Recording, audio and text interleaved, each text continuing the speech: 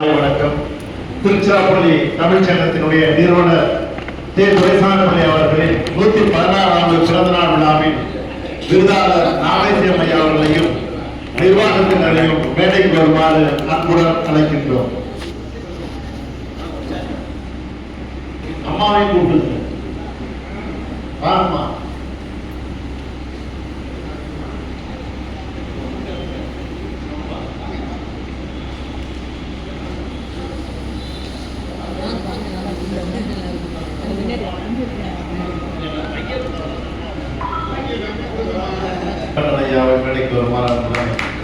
ஐயா ஐயா எல்லாம் பிஸியாக இருந்தீங்க.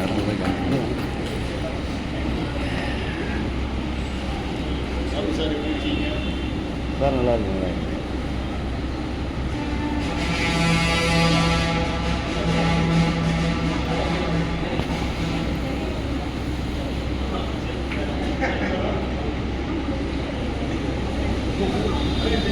ஐயா வாங்க. வரலாமா?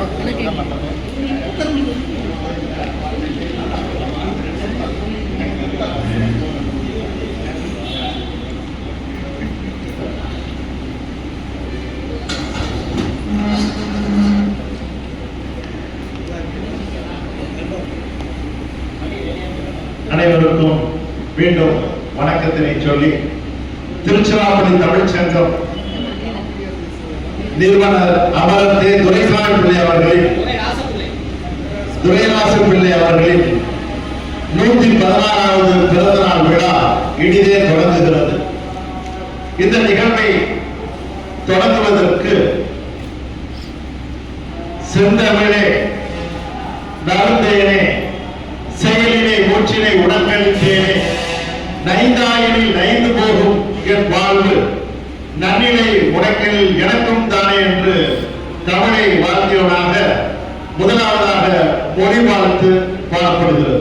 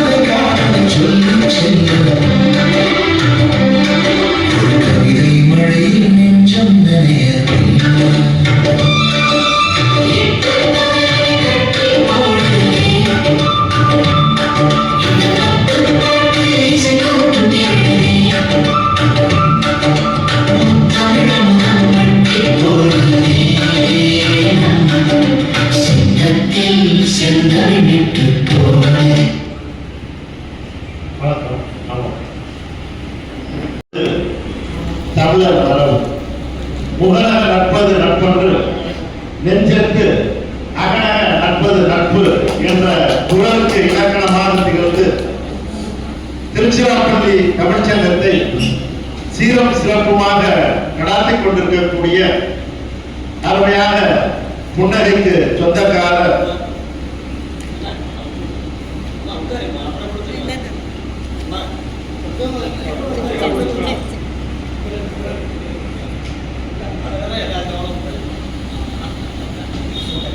புன்னகைக்கு சொந்தக்காரர் அருமையாக இன்றைக்கு பல்வேறு நிகழ்வுகளை தலைமை ஏற்று நடத்தி கொண்டிருக்கக்கூடிய நம்முடைய அமைச்சர் உதயகுமார் அவர்களை வரவேற்பு நிகழ்த்துமாறு அன்புடன் அழைக்கின்றேன். அன்பார்ந்த தமிழ் நெஞ்சங்களே, மிக சிறப்பான நாள். தமிழ் சங்கத்தை நிறுவிய அந்த தமிழ் மக்களுக்கு இன்று பிறந்த நாள் 116வது பிறந்த நாள். அவர்கள் பிறந்த நாளை நாம் தமிழ் சங்கம் நிறுவனர் நாள் விழாவாக தொடர்ந்து நடத்தி கொண்டு வருகிறது. ஒரு 15 வருட காலமாக அவர் அந்த நிறுவனர் நாளிலே தமிழ் பணி செய்த தமிழ் உள்ளங்களை பாராட்டி அவர்களுக்கு பரிசினை கொடுத்து வந்து கொண்டிருக்கின்றோம். அந்த வகையிலே இன்றைய தினம் மணப்பாறையிலிருந்து முறுக்கு மீசையுடன் வந்திருக்கும்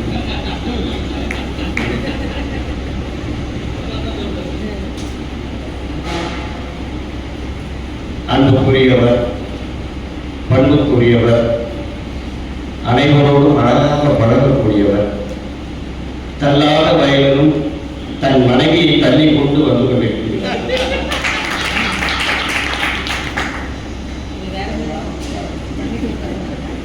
இப்போ உங்களுக்கெல்லாம் ஒரு சிறப்பு செய்தி. இதுவரைக்கும் எந்த வேலையும், ஏன்னா நீலகண்டன் ஐயா வந்திருக்காரு முனைவர், நம்ம கொஞ்சம் எதாவது பேசினாலும் எழுதணும். ஏன்னா எங்களுக்கு அப்புறம் பெரிய சிறப்பு இன்றைய மேடை நீங்க எல்லாம் பாருங்க. எல்லாம் திருவள்ளுவரை பேசுகின்றோம், வாசுகியை பேசுகின்றோம். யாராவது பார்த்துருக்கீங்களா? பார்த்தவங்க மட்டும் கையை கொடுங்க. எங்க பார்த்தீங்க? உட்காரியா? உண்மையிலே ஒரு நல்ல காலத்தில் வாழ்கின்ற திருவள்ளுவர் வாசகர். அவர் நடக்க முடியல, அதாவது வேகமாக ஏற்படவில்லை. இருந்தாலும் இப்போ நீங்கள் அவர் பேசும்போது கேட்டீங்கன்னா, நேற்று விருத்தாச்சலத்தில் இருந்தேன், குடும்பப்பேட்டையில் இருந்தேன், இங்கே எங்களுக்கு திரையிலிருந்து இங்கே வந்து வேண்டி மூச்சுவாங்க. அப்பேற்பட்ட ஒரு அன்பு உள்ளத்திற்கு திருச்சிராப்பள்ளி தமிழ் சங்கம் சிறந்த தமிழ் தொண்டில் ஆற்றியவருக்காக 50,000 பரிசாக அவருக்கு அதை காத்துக் கொண்டிருக்கிறது. அந்த புதுமண தம்பதியரை வந்திருக்கின்ற அத்துணை அன்பு உள்ளங்களின் சார்பாகவும் எங்கள் துணைத் தலைவர்கள், துணை அமைச்சர்கள், எங்கள் பொருளாளர், சிறப்புரையாற்ற வந்திருக்கின்ற பேராசிரியர் ஆகியோர் சார்பிலேயும் வந்திருக்கின்ற அன்பு உள்ளங்களின் சார்பிலேயும் வருக வருகை என்று இருவரையும் வரவேற்கிறோம். அடுத்து இந்த நிகழ்ச்சியிலே ஐயாவுக்கு பேசுவதற்கு நேரம் ஒதுக்கவில்லை. நாமே சிறுவன் ஐயாவுக்கு ஏற்புரை என்று ஒரு 2 நிமிடங்கள் மட்டும்தான் பேச இருக்கின்றேன். இந்த நிகழ்ச்சியை மிக சிறப்பாக நடத்தி கொண்டு போக வேண்டும். ஒரு மணி நேரம் 2 மணி நேரம் அதுக்காக இந்த சர்க்கரை பொங்கலிலே ரசம் போட்டு சாப்பிட்டாலும் தேவையில்லை. அப்பதான் கிடைத்த நமது தேசிய பெருமையை எடுத்து பேராசிரியர் முனைவர் ஐயா நீலகண்டன் ஐயா அவர்கள் ஒரு அன்பு உள்ளம் கேட்ட உடனே ஒத்துக்கொண்டார்கள். நான் வருகிறேன் என்றார்கள். என்ன சிரமம் என்றால் எல்லாம் தொலைக்காட்சி போனாக இருக்கின்றார்கள், நேரம் கிடைக்க மாட்டேங்குது, அவர்கள் எல்லாம் பிடிப்பது கஷ்டமாக இருக்கின்றது. அப்பேற்பட்ட ஒரு அன்பு உள்ளம் தான். தலைப்பு என்னன்னு கேட்டால் மொழியும் வழியும் என்று அருமையாக சொன்னார்கள். ஒரு 2 மணி நேரம் நம்ம எல்லாம் கட்டி போடுவதற்காக ஐயா முனைவர் நீலகண்டன் அவர்கள் வந்திருக்கின்றார்கள். எங்கள் அத்துணை பேர் சார்ந்தே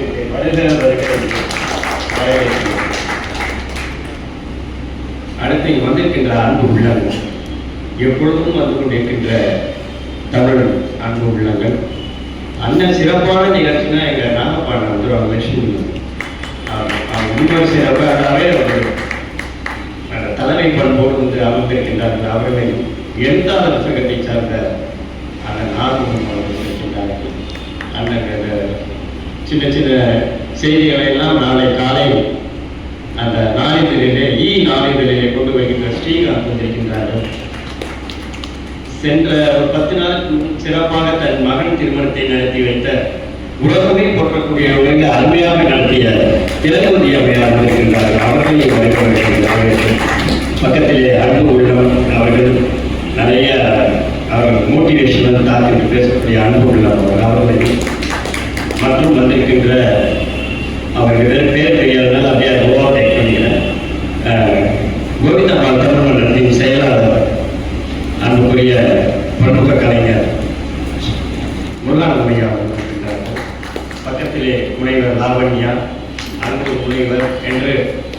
வரிசையா சொல்லிட்டே போன நேரம் ஆயிடும். அடுத்து கவிஞர் மாரிமுத்து ஐயா இருக்கின்றார்கள். அடுத்தது தண்ணீர் நினைக்கிறேன், தண்ணீர் அமைப்பு தான் இல்லையா? ஆமாம், 6 மணி ஆனாலும் தண்ணீரை பார்த்தா கொஞ்சம் ஒரு வேகமாக. ஆகவே தண்ணீர் ஐயா இருக்கின்றார்கள். பக்கத்திலே ஆளுநரால் விருதப்பட்ட விஜயகுமார் இருக்கின்றார். சமீபத்திலே ஆளுநரால் சேர்க்கப்பட்ட அவர்கள் இருக்கின்றார்கள். எப்பொழுதும் ஒரு ஓரமாக அமைதியாக உட்கார்ந்து கொண்டு எல்லோருக்கும் பணிவிடை செய்து கொண்டிருக்கின்ற MS கேசவன் ஐயா வந்திருக்கின்றார்கள். அவர்கள் வரவேற்று கடைசியாக ஒரு டீச்சர் வந்திருக்காங்க. தன் கால் அடிபட்டு இருந்தாலும் ஒரு கால் வருவார்கள் என்று ஒரு கால் வந்திருக்கின்றார்கள். தமிழ் ஆசிரியர் ஒரு பெரிய விபத்து 3 மாத காலம் அவர்கள் சிரமப்பட்டு அவர்கள் திருவள்ளூரை வாசுகியை பார்க்க வந்திருக்கின்றார்கள். ஆகவே அந்த அன்பு உள்ளத்தை வருக வருக என்று வரவேற்று வந்திருக்கின்ற புகைப்பட கலைஞர்கள் எங்கள் அன்புக்குரிய தம்பி சுப்பிரமணியம் உள்ள இந்த நிகழ்ச்சி ஒரு சிறப்பாக 2 நாளாக நீங்க அரங்கத்திலே பார்த்தால் ஒரு புது பொழிவுடன் இருக்கும். சும்மா கைத்தட்டு. மணப்பாறை இருந்து அண்ணன் வந்திருக்கின்றார். இன்னொரு ஊருக்கு வந்திருக்கின்றார். அவர் கரூர் ஊருக்கு விசைத்தார். ஐயா வணக்கம். ஐயா வணக்கம். அத்தனை அன்பு பிள்ளைகளை மீண்டும் வரவேற்று இதோ நமது தமிழ் சங்கத்தில் நிறுவனர் அமரர் துரைராசு பிள்ளையின் 116வது விழா தொடங்குகின்றது. வருக வந்து கொண்டிருக்கின்ற அன்பு உள்ளங்களை உங்களுக்கு சுவையாக தேநீர் கொடுத்துக் கொண்டிருக்கின்ற சண்முகம் எங்க ஊழியர் அவரை வருக என்று வரவேற்று நன்றி. அருமையான ஒரு வரவேற்பு நிகழ்த்திய அமைச்சர் அவர்களுக்கு நன்றி. அடுத்து மனிதன் பிறக்கும் பொழுது பனிக்குடம் உடைகிறது, மனிதன் இறக்கும் பொழுது மண்குடம் உடைகிறது. இடைப்பட்ட காலத்தில் யாருடைய மனமும் புண்படாமல் வாழ்வதுதான் வாழ்க்கை என்ற தாரக மந்திரத்தை கொண்டு செயல்படுவர் என் சங்கத்தினுடைய துணைத் தலைவர் அவர்கள். எந்த தலைப்பை கொடுத்தாலும் சரி, அது தலைமை உரையாக இருந்தாலும் சரி, அது நன்றி உரையாக இருந்தாலும் சரி, தனக்கே உரிய பாணியில் எந்த தலைப்பாக இருந்தாலும் சிறப்பான முறையிலே எடுத்து காட்டக்கூடிய எடுத்துக்காட்டுகளும் சொல்லக்கூடிய ஒரு பேராற்றல் பெற்ற ஒரு பேராசானவர். ஆகவே நம்முடைய துணைத்தலைவர் வரலாசனையா அவர்களை தலைமையை ஆற்றுமாறு அன்புடன் வேண்டும். அனைவருக்கும் என்னுடைய பணிவான வணக்கங்களை தெரிவித்துக் கொள்கிறேன். சீரோடும் சிறப்போடும் நடைபெற்றுக் கொண்டிருக்கக்கூடிய திருச்சிராப்பள்ளி தமிழ்ச் சங்கத்தை நிறுவிய நிறுவனர் துரைராச பிள்ளை அவர்களுடைய 116வது பிறந்த நாள் விழாவை இப்பொழுது நாம் கொண்டாடி கொண்டிருக்கிறோம்.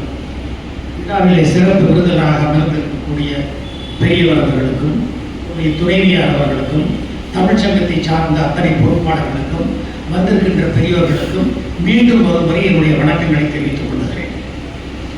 அமைச்சர் சொல்லும் போதே எல்லாரையும் தனித்தனியாக சொல்லிட்டாரு, அதனால அதுவே போதும் என்று நான் நினைக்கிறேன். திருச்சிராப்பள்ளியில 80-90 ஆண்டுகளுக்கு முன்பு குரல் அன்பர்கள் குழு ஒன்று இருந்தது. அதற்கு பெயரே குரல் அன்பர்கள் குழு.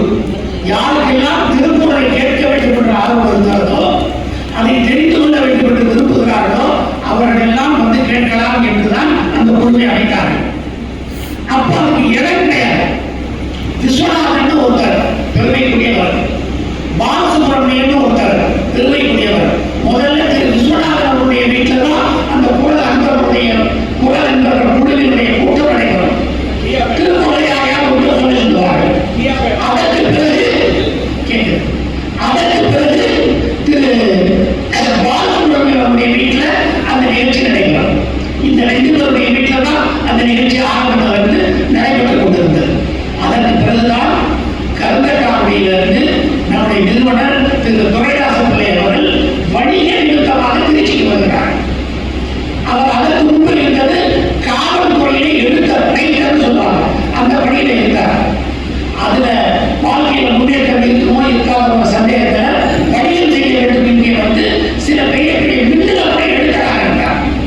அதற்கு பிறகு அவர்கள் பழகி அவருக்கு தன்னுடைய ஊர் நினைவு வந்தது. கருந்தட்டாமை நீங்கள் நேற்று இன்றைக்கு செய்தித்தாள பார்த்துக்கலாம். கருந்தை தமிழ்ச்சங்கத்துக்கு 105 ஆண்டுகளுக்கு மேல் ஆகி அதை துணை முதல்வர் நேற்று வந்து அதை திருவுருவச் சிலையை திறந்து வைத்திருக்கிறார். ராமநாதன் ஒருத்தருடைய சிலையையும் கலைஞருடைய சிலையையும் அங்கே திறந்து வைத்திருக்கிறார்கள். அந்த கருந்தட்டாமை தமிழ்ச்சங்கத்துல மிகச் சிறப்பாக செயல்கள் நடைபெற்றுக் கொண்டிருப்பதை சின்ன வயதிலிருந்து பார்த்தவர் நம்முடைய நிறுவனர் திரு துரைராச பிள்ளை அவர்கள். இயல்பாகவே அவருடைய உள்ளத்துல தமிழ் ஆர்வமும் தமிழ் பற்றும் கூறியிருந்தது. இங்கே வந்த உடனே இந்த குரல் என்பவர்கள் குழு இதெல்லாம் பார்த்த உடனே அவருக்கு முதல்ல தமிழ்ச்சங்கம் துவங்க வேண்டும் என்பதோடு ஒரு தமிழ் கல்லூரி துவங்க வேண்டும் என்ற எண்ணம். கருந்தைக்காமொழியில் தமிழ்ச்சங்கத்தோடு சேர்ந்து ஒரு தமிழ் கல்லூரி இருக்கிறது. திருவையாறில் ஒரு தமிழ் கல்லூரி இருக்கிறது. அதில் தான் நான் படித்தேன். அப்போ சரி ஏடி பன்னீர்செல்வம் ஒருத்தர் இருந்தார். வெள்ளைக்காரன் காலத்திலே அமைச்சராக இருந்தவர், தமிழுக்காக அரும்பாடுபட்டவர்.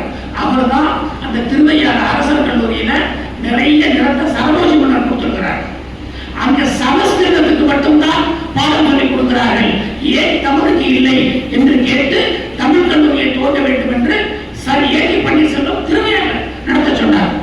கருந்தைக்காமொழியில தமிழ் சங்கம் தமிழ் கல்லூரி நடத்தி கொண்டிருந்தது. அதை போல திருச்சியிலேயும் தமிழ் சங்கத்தை துவங்க வேண்டும், தமிழ் கல்லூரி ஒன்றும் துவங்க வேண்டும் என்றுதான் முதல்ல அந்த தீர்மானத்தை போட்டார். அதற்கு பிறகு கொஞ்சம் கொஞ்சமாக வளர்ந்து வந்தது. பிறகு தமிழ் சங்கத்தில் ஒரு இடம் வேண்டும் என்று முடிவு செய்தார்கள். இது தமிழாசிரியர்களோ அல்லது தமிழ் துறையில பணியாற்றுபவர்களோ இந்த முயற்சியில் இருந்திருந்தால் ஏதாவது ஒரு இடத்தை சுற்றி மாதிரி ஒரு வீட்டில் கூட்டம் நடத்தியிருப்பார்கள் அல்லது ஒரு இடத்தை வாடகைக்கு ஏற்படுத்தி நடத்தியிருப்பார்கள். ஆனால் இதை துவங்கியதில் பெரும்பாலானவர்கள் வணிக பெருமக்கள். பொதுவா ஒன்றை துவங்குவதுதான் கொஞ்சம் சுலபம், அதை தொடர்ந்து நடத்துவதுதான் அதை விட சிரமம். அதனால துவங்குகின்ற பொழுதே அவர்கள் என்ன முடிவு செய்தார்கள், ஒரு இடம் வாங்கி கட்டணம் கட்டணும் என்று முடிவு செய்துவிட்டார்கள். அப்போ ஒருத்தர் எம்எல்சியா இருக்கிறார், கூட இருந்த அந்த சுப்பிரமணிய செட்டியார், பாலசுப்பிரமணியம் இல்ல சுப்பிரமணிய செட்டியார் எம்எல்ஏவா இருக்கிறார். அவங்க 2 பேரும் முதலமைச்சர் காமராஜரை சந்திக்கிறார்கள். திருச்சியில தமிழ் சங்கம் துவங்க இருக்கிறோம், அதுக்கு ஒரு இடம் வேணும்னு கேட்கிறார்கள். அவர் எப்போ வழக்கம் போல எங்க இருக்குதுன்னு இருந்தா சொல்லுங்கன்னு உடனே நாங்கள் ஒரு இடம் சொல்லுகிறோம்னார். இந்த இடத்தை காட்டினார். அவருக்கு ஆச்சரியம், எப்படி மைய பகுதியில இவ்வளவு இடம் எப்படி இருக்கு, அரசு சொல்லுவா அது யார் கைகளில் படாமல் இருக்குது, பொதுவாக வியாபாரிகள் கட்டப்பட்டா அவங்க தான் எடுத்துக்கலாம் ஒருவேளை நினைக்கக்கூடும். ஆனால் நீங்கள் தமிழ் சங்கத்துக்கு கேட்கிறீர்கள் சொல்லிட்டு அப்போ இஸ்லாம் மதத்தை சார்ந்தவர் குலாம் முகமது நினைக்கிறேன், பேர் நினைவில்லை, அவர் தான் மாவட்ட ஆட்சியராக இருந்தார். அவர்கிட்ட சொல்லி அந்த இடத்தை ஒதுக்கி கொடுத்து வந்துட்டார். தமிழ் சங்கத்திற்காக அந்த இடம் ஒதுக்கப்பட்டது. அப்படி எழுதி ஒதுக்கப்பட்ட பிறகு முதலீடு கொடுக்கப்பட்ட பிறகு வணிகர்களிடத்துல அந்த காலத்துல 70 ஆண்டுகளுக்கு முன்பு 1000 ரூபாய் நன்கொடையாக பெற துவங்கினார். வரிசையா படம் இருந்துச்சு, நீங்க பார்த்துக்கலாம். அது மாதிரி பணத்தை பெற்று கட்டடம் கட்டுகிறார்கள். மற்றவங்க நடந்தா என்ன செய்வாங்க, தமிழ் சங்கத்துக்கு ஒரு அரங்கம் வேண்டும், அதோட கட்டியிருப்பார்கள்.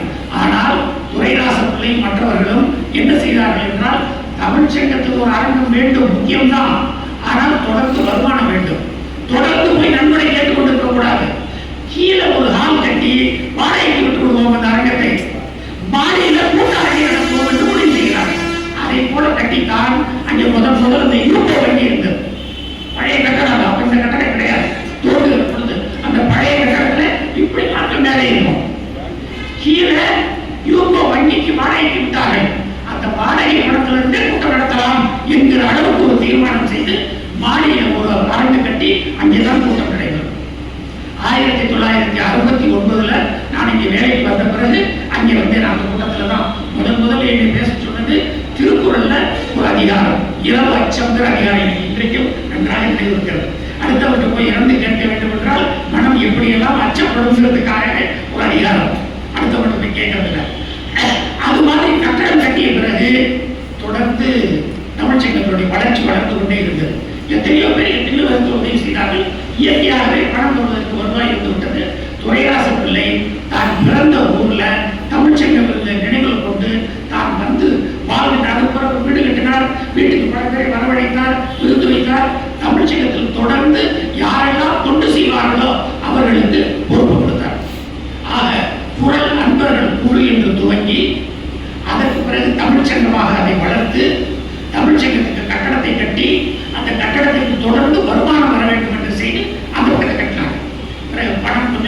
சேமிக்கப்பட்டது. அந்த பணத்தை வைத்துக் கொண்டுதான் இவ்வளவு இடம்பிச்சர் வரிசையா கடைகளை கட்டுன்னு சொன்னாங்க. யாரெல்லாம் கடை வாங்க விரும்புகிறீர்களோ அவர்கள் இத்தனை பணம், ஒரு 1000 ஏதோ ஒரு கணக்கு இருந்துச்சு, 10,000 20,000 அந்த காலத்துல அவர்கள் முன்படமாக செலுத்த வேண்டும் சொல்லிதான் இந்த கடையெல்லாம் வாடகை கொடுத்தாங்க. அது 2வது கட்டம். வாடகைக்கு கடைகள் மட்டும் வரிசையாக கட்டப்பட்டன. அதற்கு பிறகு ஒரு 7-10 ஆண்டுகள் கழித்து இந்த மாடியில் ஒரு பெரிய அரங்கம் என்று அது தொடர்ந்து 10 ஆண்டு கூட இல்லை, அதற்குள்ளேயே கட்டிக்கிட்டார்கள். பிறகு 10 ஆண்டுகள் கழித்து பணம் சேமித்தவுடன் தான் மாடியில் அந்த பெரிய அரங்கம் இப்பொழுது இருக்கிறது, அந்த அரங்கத்தை கட்டினார்கள். அப்படி மிக குறுகிய எண்ணத்தில் வாழக்கூடாது என்பதனால பரந்த எண்ணத்தோடு எடுத்த உடனே இந்த நிகழ்ச்சியை துவங்கினார்கள். ஒரு நிகழ்ச்சி, ஒரு செயல், ஒரு சங்கம், ஒரு அமைப்பு எதுவாக இருந்தாலும் துவங்குவது எப்படி சிரமமோ அதை விட சிரமம் அது தொடர்ந்து வளர்வதற்கான ஏற்பாடுகளை செய்யும். அதை திட்டமிட்டு செய்தவர்கள் முதல்ல அது பெரும்பாலான ஒரு வணிகர்கள் தான் அவர்கள் தான் அதை செய்தார்கள். சொன்னதுதான் என்னுடைய எதிர்பார்க்கவே இல்லை. முழுமையாக தமிழ்ச்சங்கம் வளர வேண்டும், தமிழுக்கு தொண்டு செய்ய வேண்டும்.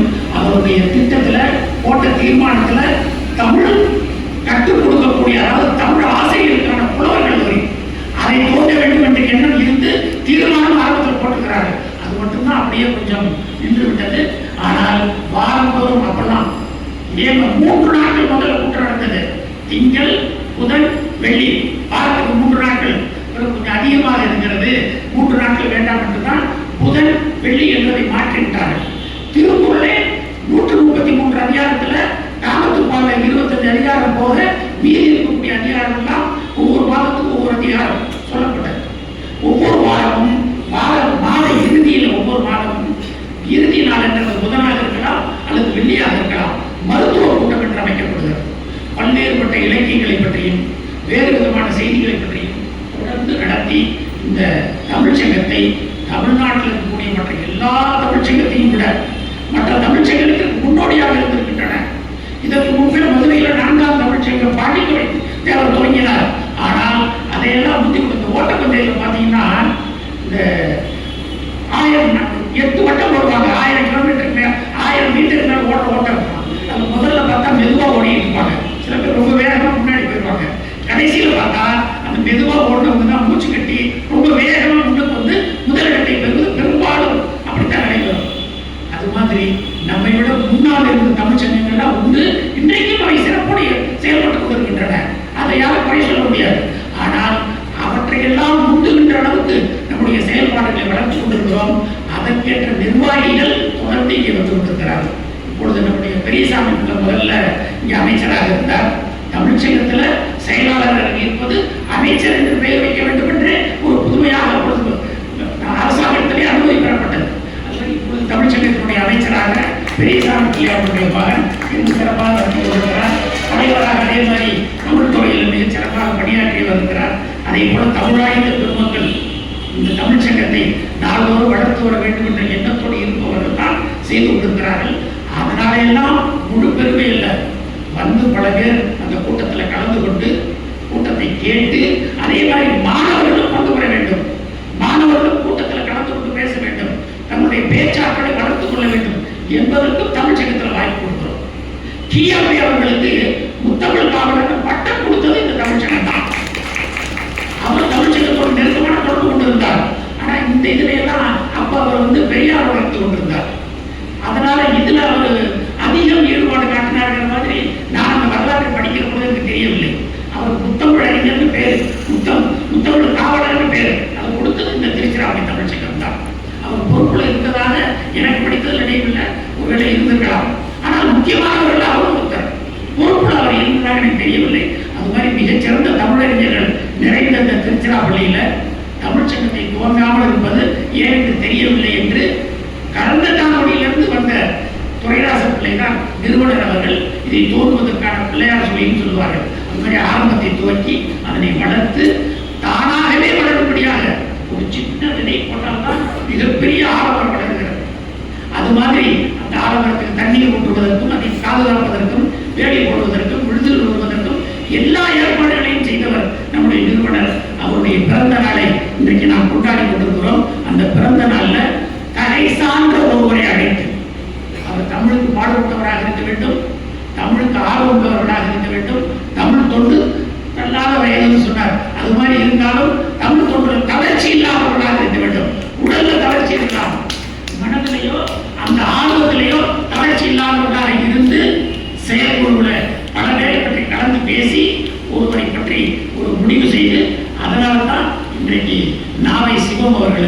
அந்த விருது கொடுப்பது என்று முடிவு செய்து ஆவி சிவம் அவர்களை வரவழைத்து நாம் பெருமைப்பட்டுக் கொண்டிருக்கிறோம். இந்த தமிழ் சங்கம் பெருமைப்படுகிறது. அத்தகைய பெருமைக்குரியவருக்கு என்னுடைய வணக்கத்தை தெரிவித்துக் கொண்டு நிறுவனரை நாம் என்றைக்கும் போற்றுவோம் என்று சொல்லி வாய்ப்பு நன்றி.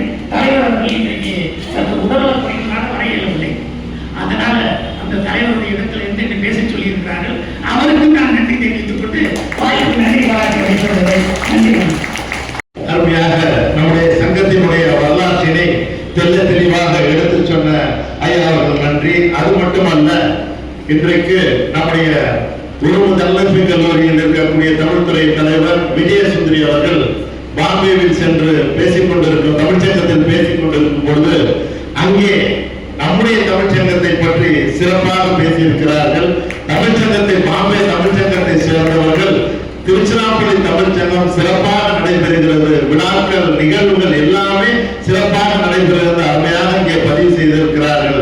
அது மட்டுமல்ல, துரைராச பிள்ளை அவர்கள் இன்றைக்கு நம்முடைய சீதாலட்சுமி மகளிர் கல்லூரியிலும் ஜவான் முகமது கல்லூரியிலும் ஒரு அறக்கட்டளை நிறுவி முதலாவதாக தமிழில் முதலாம் மதிப்பெண் எடுக்கக்கூடிய மாணவர்களுக்கு அந்த பணத்திலிருந்து வரக்கூடிய தொகையை அன்பளிப்பாக வழங்கக்கூடிய அறக்கட்டளை நிறுவியிருக்கிறார்கள்.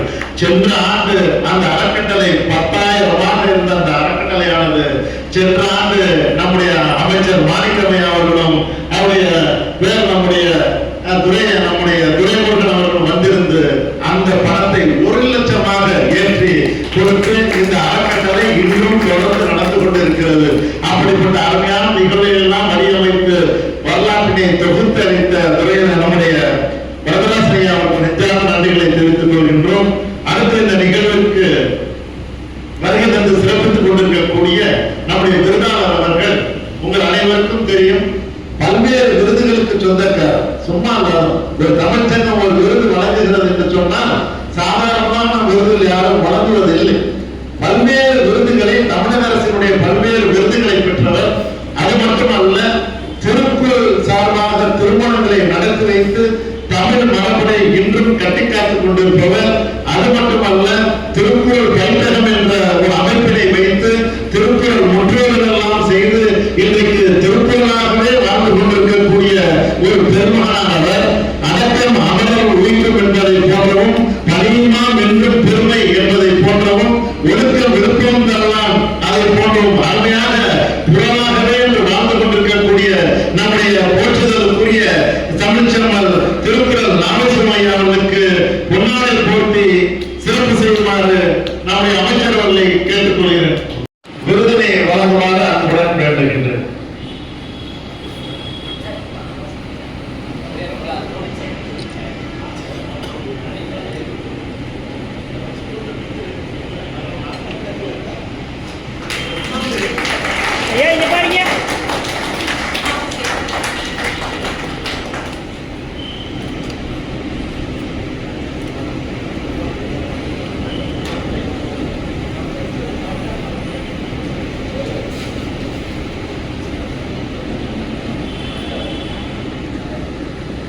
மணமகளுக்கு மணமகன் சொன்னார்.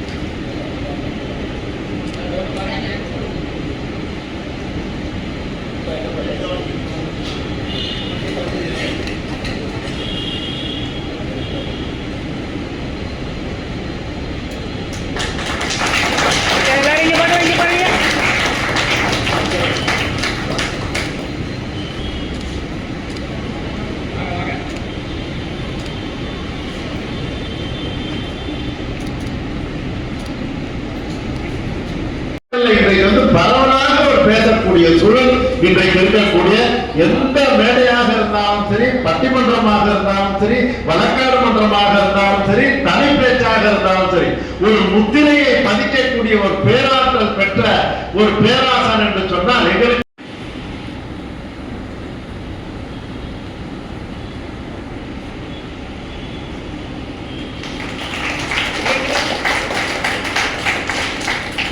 பொன்னாடை போர்த்தியவரும் பெற்றுக் கொண்டவரும் நன்றி. அருமையாக இன்றைக்கு 9 நவமணிகள் நவதானியங்கள்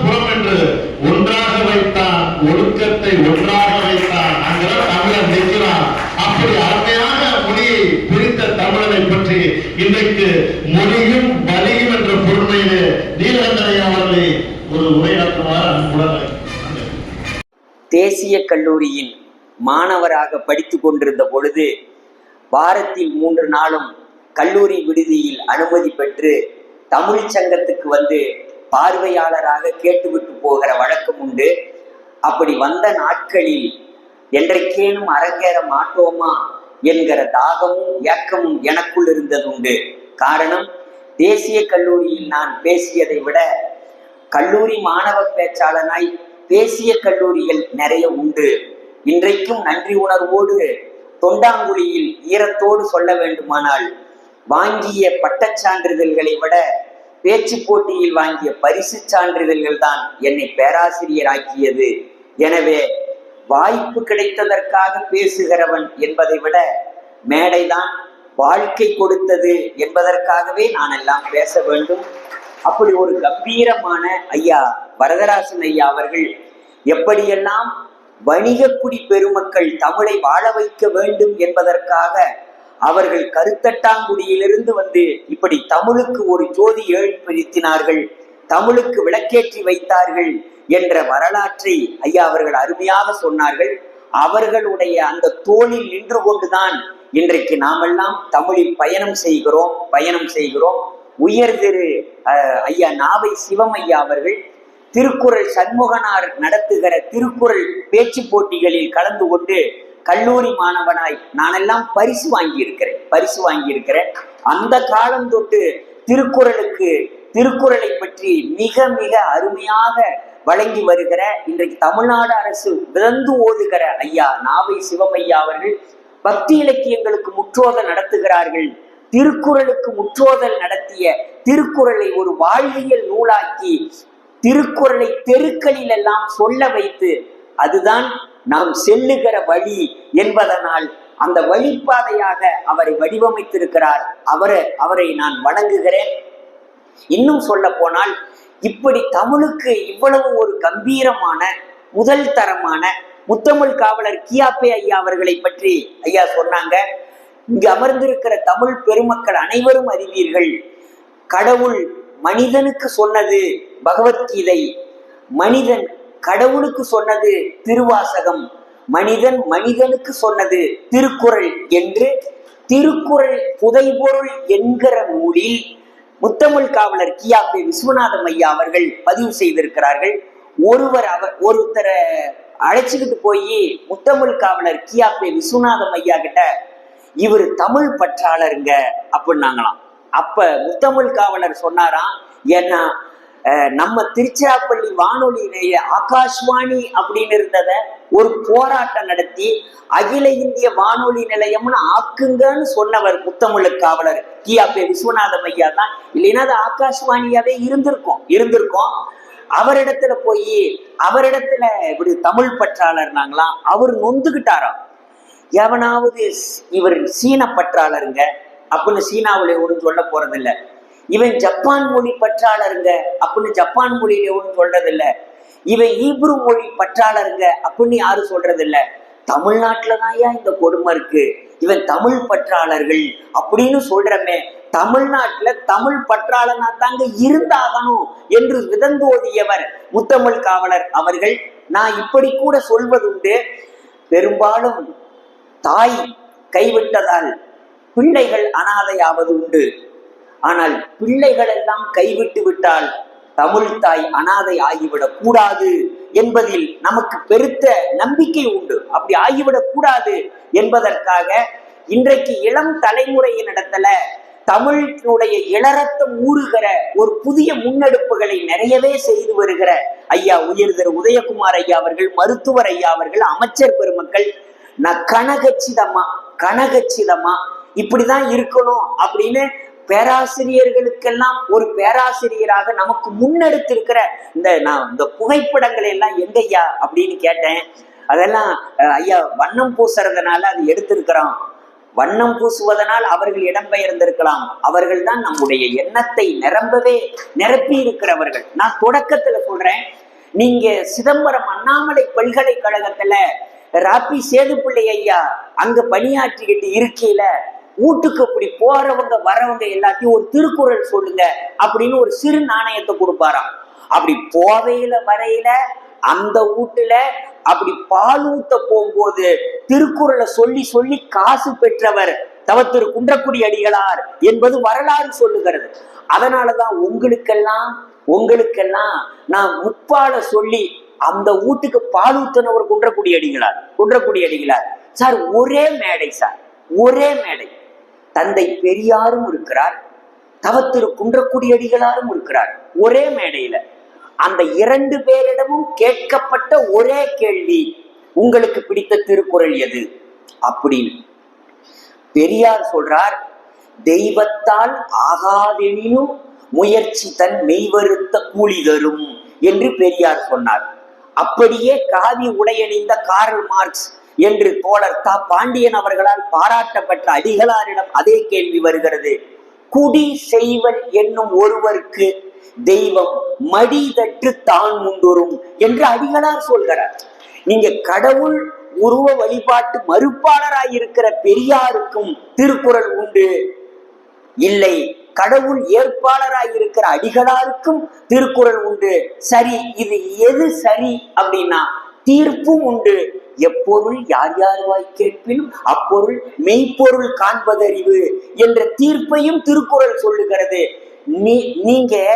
நான் கூட யோசிச்சது உண்டு, இந்த நீரின்றி அமையாது உலகு அப்படிங்கிறது சரி சார். உலக நீரியல் நிபுணர்கள் சொல்கிறார்கள், என்ன தெரியுங்களா, உலகத்திலேயே இந்த நீர்நிலைகள் நெருக்கமா இருக்கிற 2 நாடு, ஒன்று எகிப்து, இன்னொன்று தமிழ்நாடு என்கிறார்கள். நீங்க இது எப்படி சார்? உலகத்துல மூத்த நாகரிகம் எகிப்து நாகரிகம் என்கிறார்கள். அன்னைக்கு எகிப்துக்கும் தமிழ்நாட்டுக்கும் தொடர்பு இருந்ததோ என்னவோ, நீர்நிலைகள் அதிகமாக நெருக்கமாக இருந்த நாடு தமிழ்நாடு என்றால் நமக்கு இன்னொரு பொருளும் கூட உண்டு. என்னன்னா, நமக்கு முதற் பொருள் யார சொல்லுவோம்? நான் சொல்லுவதில் உங்களுக்கு உடன்பாடு இருக்கலாம், முரண்பாடு இருக்கலாம், அது வேறு. முதற் பொருள் என்றால் பரம்பொருள் என்று சொல்லுகிறோம் நாம். நிலமும் பொழுதும் முதற் பொருள் என்று சொன்னவர் தொல்காப்பியர். நமக்கு நிலம் தாண்டா முதற் பொருள், நமக்கு காலம் தாண்டா முதற் பொருள் என்று சொன்னது. அந்த நிலம் என்பது தயவு செய்து மண்ணை குறிக்கவில்லை. நிலம்னா உடனே பூமி என்பதல்ல. நிலம் என்றால் மெட்டாபிசிக்ஸ் என்று சொல்லுகிறார்களே, சுட்ட வெளியைத்தான் நம் தமிழ் நிலம் என்று சுட்டுகிறது. அந்த சுத்த வெளியை தான், அதுதான் முதற் பொருள் என்று கண்டு சொன்னவன் தமிழன் தான். மேடையில் இருக்கிற மருத்துவர் ஐயா, பொருளாளர் ஐயா, ஜாகிர் ஹுசேன் ஐயா, உயர் திரு செயலாபதி ஐயா, எல்லாரையும் நான் வணங்குகிறேன். இங்கு எதிரே அமர்ந்திருக்கிற தமிழ் சான்றோர்களினுடைய திருவடிகளை வணங்குகிறேன். எனக்கு ஆச்சரியம் என்ன தெரியுங்களா? சரி, இப்ப தண்ணீரை பத்தி நிறைய சொல்லி இருக்கலாம், மொழியும் வழியும் என்று சொல்லுகிறார்களே. நீங்க அநேகமா உலகத்துல எந்த இனமும் ஒரு மொழிக்காக உயிரை விட்டதா வரலாறு இல்லைங்க. மொழிக்காக இன்னமும் கூட சில பேர் சொல்கிறார்கள். என்னன்னா, ஏன் கர்ம வீரர் காமராசர் ஐயாவை பத்தி வரதராசன் ஐயா சொன்னாங்க, தமிழ் சங்கத்தை அவர் தான் நிலம் ஒதுக்கினாருன்னு. அவர்கிட்ட போய் கேட்கிறாங்க, ஐயா இப்படி மாணவர்கள்லாம் போய் இப்படி இந்தி திணிப்பு வந்திருக்குது ஐயா, நாங்கள்லாம் அப்படின்னா உங்க வேலையை போய் நீங்க பாருங்க, நாங்கள்லாம் எங்க வேலையை நாங்க பாக்குறோம், நாங்கள்லாம் இருக்கிற வரைக்கும் அதெல்லாம் ஒண்ணும் வராது என்று காமராசர் சொன்னதாக சொல்வார்கள். நீங்க எல்லையிலே இந்தி, ஆலயங்களிலே சமஸ்கிருதம், மேடைகளிலே தெலுங்கு கர்நாடக கீர்த்தனைகள், கருவறையிலேயே சமஸ்கிருதம், இப்படி இருந்த காலகட்டம், இப்படி தாக்குதலுக்கு ஆளான ஒரு மொழி தமிழ் மொழி. ஒன்று சொல்லுகிறேன், ஒரு மொழியை பேசுகிற கடைசி மனிதன் செத்து போனால் அந்த மொழி செத்து போகும் என்பது மட்டுமல்ல, அந்த மொழியை பேச வேண்டியவன் பேசாமல் இருந்தாலும் மொழி அழிந்துவிடும். செத்தாதான் மொழி அழியணும் இல்ல, பேசாதவன் இருந்தாலுமே மொழி அழிந்துவிடும். எனவே நம்முடைய சார், நீங்கள் அறியாததல்ல, ஒருவர் அண்மை காலத்துல இந்திய பாராளுமன்றத்துல ஒருத்தர் சொல்றாரு, கடவுளுக்கு புரிகிற மொழி சமஸ்கிருதம் தான் என்கிறார்கள். இப்ப புரிகிற மொழி என்று சொல்லுவதற்கு உங்களுக்கு உரிமை இருக்குமே, ஆனால் நான் சொல்லுகிறேன், பதிவு கூட இருக்கிறது. எங்கள் மொழி பேசுகிறவர்களுக்கு, எங்கள் மொழியை புரிந்து கொள்ளுகிற கடவுள் தான் எங்களுடைய கடவுளா இருக்க முடியும். இதுல ஒண்ணும் தப்பு இல்லையே. எங்களுடைய தமிழை புரிந்து கொள்ளுகிற கடவுள், எங்களுடைய தமிழை எந்த கடவுளுக்கு புரிகிறதோ அவர்தான் எங்களுடைய கடவுளாக இருக்க முடியும் என்றால் நீங்கள் ஒத்துக்கொள்வீர்கள். என்னன்னா, உண்மையிலேயே சுந்தரா சொற்றமுழால் என்னை பாடு என்று சுந்தர தமிழுக்கு சொக்கி நின்றவன் தானே மதுரை சொக்கநாதன். சொக்கநாதன் நாளும் இன்னிசையால் தமிழ் பரப்பியவர் தானே ஞானசம்பந்தர். ஞானசம்பந்தர் அதில் என்ன நமக்கு குறைவு வந்து விட்டது? அது மட்டுமல்ல, வடலூர் ராமலிங்க அடிகளார் சொல்கிறார், வருமொழியை உரைத்த மாணிக்க வாசக நின் திருவாசகத்தில் ஒரு மொழி என்னையும் உடையானையும் இணைக்கும் என்கிற போது நான் குறுமொழியாய் வேற எதையும் தேடுவது உண்டோ என்கிறார். எப்பா மாணிக்க வாசகரே, நீ வருமொழியை உரைக்கிறவன், வந்த மொழியை மட்டுமல்ல இனி வருங்காலத்தில் இருக்கிற மொழியையும் உரைக்கிறவன். உன்னுடைய திருவாசகம் மட்டுமல்ல, அந்த திருவாசகத்தில் இருக்கிற ஒரு மொழி, ஒரு வார்த்தை ஒன்றே என்னையும் உடையானையும் இணைக்கும் என்றால், நான் என் உடையானை இணைப்பதற்கு குறுமொழியாக வேறு எதையேனும் தேட வேண்டுமோ? தேவையில்லை, என் தமிழ் போதும் என்று சொன்ன ராமலிங்க அடிகளாரை பெற்ற இனம் நம்முடைய இனம். எங்கே எங்கே நம்முடைய தன்னை உணர்வதற்கு நம்முடைய மரபு சித்தருடைய மரபு. சார், நீரின்றி அமையாது உலகும் ஒரே போட்டாங்க சார். தக்க ஆதாரங்கள் உண்டு. மொழியும் வழியும் என்பதற்கு என்ன உள்ளீடு என்றால் நான் இப்படி சொல்வது உண்டு. சந்தனம் தேய்ந்து தேய்ந்து மணப்பது போல தமிழன் வாழ்ந்து வாழ்ந்து சொன்னவைதான் நம்முடைய இலக்கியங்கள். இதெல்லாம் உட்கார்ந்துக்கிட்டு ஏனோ தானோன்னு எழுதிய படைப்புகள் அல்ல. கீழடியில் தோண்டுகிற அகழாய்வு பொருள்கள் எப்படி நம்முடைய காலத்தை, நம்முடைய தொன்மையை சொல்லுகிறதோ, கல்வெட்டில் எப்படி சொல்வெட்டாய் வடித்து வைத்திருப்பது நம்முடைய தொன்மையை சொல்லுகிறதோ, அப்படித்தான் இலக்கியம் என்பது கீழடி போல, கல்வெட்டு போல இது ஒரு எழுத்து ஆதாரம். இலக்கியம் என்பது எழுத்து ஆதாரம். இந்த ஆதாரங்கள் தான் நம்முடைய வழியாகவும் இருக்கின்றன. ஆர்த்தர் காட்டனுக்கு ஒதுக்கப்பட்ட பணி என்ன? இந்த கல்லணையை உடைக்க வேண்டும் என்பதுதான் பிரிட்டிஷ் அரசு அவரிடம் ஒதுக்கப்பட்ட பணி. சுருங்க சொல்லுகிறேன். ஆனால் வந்து பார்த்து இடிக்க இயலாதது கருதியும் இவ்வளவு உறுதியான கட்டுறுதி கொண்ட இந்த கட்டுக்கோப்பான கல்லணையை ஒருவன் கட்டி கிமு 12ஆம் நூற்றாண்டு என்கிறார்கள். கிமு 12ஆம் நூற்றாண்டில் ஒருவன் கட்டிய அந்த அணை இன்று உறுதியாக இருக்கிறது என்றால், இது போன்று உலகத்தில் வேற ஏதேனும் பழமையான அணை உண்டா என்று யோசிக்கிறான். ஆனால் இன்னொன்னு சொல்லட்டுமா, பழமையான அணைகள் கூட இருக்கலாம். ஆனால் இப்படி சொல்கிறேன், உலகத்தில் பழமையானதாகவும் இன்றும் பயன்பாட்டிலும் இருக்கிற ஒரே அணை கல்லணை தான். அப்ப நீங்க தமிழன் எவ்வளவு ஆழ்ந்த புலத்தோடு ஒன்றி இருந்தால், இன்னமும் சொல்கிறேன், வெளிப்படையாக சொல்கிறேன், கிட்டத்தட்ட 38 சொற்கள் நீர் சார்ந்த சொற்களே தமிழரிடம் இருந்தது. ஏங்கள், அருவி, குளம், குட்டை, ஏரி, இப்படி ஒரு 38 சொற்கள் தமிழில் புலங்கு சொற்களாகவே இருந்தது என்றால், நீங்க நீர்விழும் தூம்பி என்கிற சொல் இருக்கிறது. இப்ப குளம், குட்டை, ஏரி என்றெல்லாம் சொல்லுகிறார்கள். வெளிப்படையாக மேலோட்டமாக சொல்கிறேன், எல்லாம் தண்ணீர் இருக்கிறதா என்று பொருள் அல்ல. நீங்க குளம், குளிப்பதற்கு குளித்தல், குளிர்தல். குளிர்தல் என்பதனுடைய வேர் சொல் குளம். நீங்க குளிப்பதற்காக பயன்படுத்துகிற நீர்நிலைக்கு மட்டும்தான் குளம்னு பேரு. ஏர் தொழிலுக்கு பயன்படுகிற நீர்நிலைக்கு மட்டும்தான் ஏரின்னு பேரு. குடிப்பதற்காக பயன்படுத்துகிற அந்த நீர்நிலைக்கு குட்டை என்று பெயர்.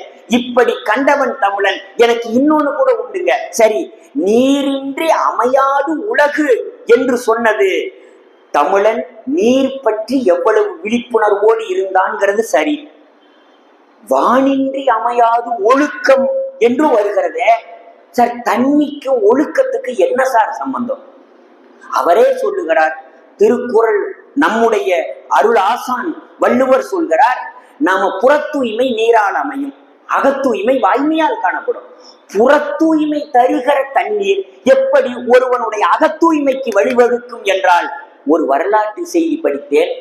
பென்னி குக் முல்லை பெரியார் அணை கட்டி முடிப்பதற்கு முன்னால் ஒரு 5 மாவட்டங்களினுடைய வாழ்வு ஆதாரமே அதுதான். குடிதண்ணீர் உட்பட வறண்ட பாலைநிலமாக இருப்பதற்கு, பாலைநிலம் என்று சொல்லுகிறோம், நிலத்தை பிரித்தான். நிலத்தை பிரித்த தமிழன், நிலத்தை பிரித்த தமிழன். பாலை நிலம் எங்கே இருக்கிறது தமிழ்நாட்டில் என்றால் ராமநாதபுரம் மாவட்டமாக இருக்கலாம் என்று ஆய்வாளர்கள் சொல்கிறார்கள். சரி, ஒருவேளை பென்னி குக் வராமல் இருந்திருந்தால் தமிழ்நாடே ஒரு 5 மாவட்டங்கள் பாலை நிலமாக மாறி இருக்கும். மனைவி தாலிய அடமான வச்சாவது நான் காப்பாத்துறேன்பான்ல, உண்மையிலேயே அவன் தான் சார் மனைவி தாலிய அடமான வச்சு கொண்டாந்து முல்லை பெரியார் அணைய கட்டினான் சார். ஒரு வரலாற்று செய்தி, உண்மையான செய்தி, யார் மீதும் எனக்கு ஒன்று கோபம் இல்லை. பென்னி குக் முல்லை பெரியாறு அணையை கட்டுவதற்கு முன்னால் கம்பம் பள்ளத்தாக்குகளிலும் அந்த பகுதியில் இருந்தவர்களின் ஒரே தொழில் வழிப்பறி மட்டுமே. அதை ஒண்ணு விரும்பி செய்யல, அவங்களுக்கு வேறு வழி இல்லை. இப்ப புரியுதுங்களா? வானின்றி அமையாது ஒழுக்கம் என்று. தண்ணீர் தான் ஒரு சில மாவட்டத்து மக்களினுடைய வழிப்பறியிலிருந்து அவர்களை வேளாண் சமூகமாக மாற்றியது என்றால் வள்ளுவன் சொன்னதற்கான உரை நடந்திருக்கிறதா இல்லையா என்பதனால் தான் நம்முடைய தமிழர்கள் குறிஞ்சி, முல்லை, மருதம், நெய்தல் என்றெல்லாம் பிரித்தார்கள். நிலம் 4 தான். முல்லையும் குறிஞ்சியும் உரைமையில் திரிந்தால்தான் அது பாலை என்கிற படிமம் கொள்ளும். இப்ப நான் கேட்கிறேன், தமிழர்கள் எப்படி இயற்கையோடு இரண்டர கலந்து வாழ்ந்தார்கள் என்பதற்கான சரியான சான்று திணை கோட்பாடு என்பார் அறிஞர் தமிழண்ணன். நாம எப்படி மண் சார்ந்து வாழ்ந்தோம், நீர் சார்ந்து வாழ்ந்தோம், இந்த மண்ணில் வேறு பிடிமானத்தோடு எப்படி வாழ்ந்தோம் என்பதற்கு சரியான சான்று திணை கோட்பாடு தான். இந்த நிலத்தை நம்பி இருந்தவன் தான் சார் நிலத்தை கும்பிட்டான். அதனால்தான் V.R. கிருஷ்ண ஐயர் தன்னுடைய தீர்ப்பில் ஒரு முறை சொன்னார், தயவு செய்து பழங்குடியின மக்களை அவர்கள் வாழுகிற பகுதியிலிருந்து அப்புறப்படுத்தாதீர்கள். ஏன்னா அந்த வேலையெல்லாம் நடந்துச்சு. அப்புறப்படுத்தாதீர்கள். அவர்கள் ஒருபோதும் தாங்கள் வாழுகிற காட்டை, வனத்தை அழிக்க மாட்டார்கள். அழிக்க அவர்களுக்கு மனசு வராது என்று சொன்னார். ஏன் அப்படின்னா சார், அந்த மண்ணில வாழ்றவன் அந்த காட்டுக்கு போனான்னா காஞ்ச குச்சியை ஒடிச்சுக்கிட்டு வந்து விரவுக்கு வைப்பான் சார். அங்க இருக்கிற கனிகளை பறிச்சுக்கிட்டு வந்து உணவுக்கு வச்சுப்பான் சார். அங்க இருக்கிற விலங்குகளை வேட்டையாடி வேணுமா உணவுக்கு வச்சுப்பான். ஒருபோதும் அவன் மரங்களை வெட்ட மாட்டான், ஆத்துல மணலை அள்ள மாட்டான். அங்க இருக்கிற வனத்தை சீரழிச்சு ஒரு இயற்கை தாயினுடைய இறைப்பையை கொன்று குவித்து விட்டு வாழ வேண்டும் என்று நினைக்க மாட்டான். அதனால்தான் அந்த நதியில் ஓடுகிற சத்தம் சலசலத்து ஓடுவது நதியின் குரல் அல்ல, அந்த வனத்தில் வாழுகிற பழங்குடியின மக்களினுடைய மூதாதையரின் குரல். அந்த நதி ஓடுவது அது வெறும் நதி ஓட்டம் அல்ல, நீரோட்டம் அல்ல, வாழுகிற மக்களினுடைய நரம்பு நாளங்கள், இரத்த நாளங்கள். எனவேதான் மகாத்மா காந்தியடிகளினுடைய நெருங்கிய நண்பர் உலகம் முழுக்க நர்மதை நதியிலிருந்து தென்கோடி வரைக்கும் பயணம் செய்து நதிகளை பற்றி அறிந்தவர் ஒரு நீரியல் நிபுணர் சொன்னார், தயவு செய்து நீர்நிலைகளுக்கான வரலாற்றை புராண இதிகாசங்களில் தேடாதீர்கள், அந்த நீர்நிலைகளில் வாழ்ந்த பழங்குடியின மக்களின் வரலாற்றில் தேடுங்கள். அப்பொழுதுதான் அந்த நீர்நிலையை காப்பாற்றுவதற்கான ஆதாரம் நமக்கு கிடைக்கும் என்று சொன்னார். எனவே நீர் சார்ந்த வாழ்விற்கு, நமக்கு நெருப்பு சார்ந்த வாழ்விற்கு ஐயா உயர் திரு தோ. பரமசிவன் அவர்கள் சொல்கிறார், ஆரிய பண்பாடு நெருப்பு சார்ந்தது, திராவிட பண்பாடு நீர் சார்ந்தது. ஐயா பனிக்கூடம் உடைத்து பறக்கிறோம், நீர்க்கூடம் உடைத்து இறக்குறோம் அப்படின்னாங்கல்ல. நாம பிறக்கிறதுல இருந்து மரணிக்கிற வரைக்கும் நம்முடைய சடங்குகள் எல்லாம் நீர் சார்ந்தது. ஆரிய பண்பாடு நெருப்பு சார்ந்தது. அவங்க யாகம் வளர்த்துவாங்க, யஜ்ஞம் வளர்த்துவாங்க, நெருப்பு சார்ந்தது. இன்னும் சொல்ல போனால், ஏன்னா அடிப்படையில பூமத்திய ரேகையின் மையத்தில் இருக்கிற தமிழ்நாடு வெப்ப நாடு. எனவே தமிழன் நீர் சார்ந்த பண்பாடாக அவன் வாழ்ந்தான் என்பதற்கு தோ பரமசிவன் அவர்கள் சொல்கிறார். இப்படி சொல்கிறேன். குறிஞ்சி நிலத்துக்கு கடவுள் முருகன், முல்லை நிலத்துக்கு கடவுள் திருமால், மருத நிலத்துக்கு கடவுள் இந்திரன், நெய்த நிலத்துக்கு கடவுள் வருணன்.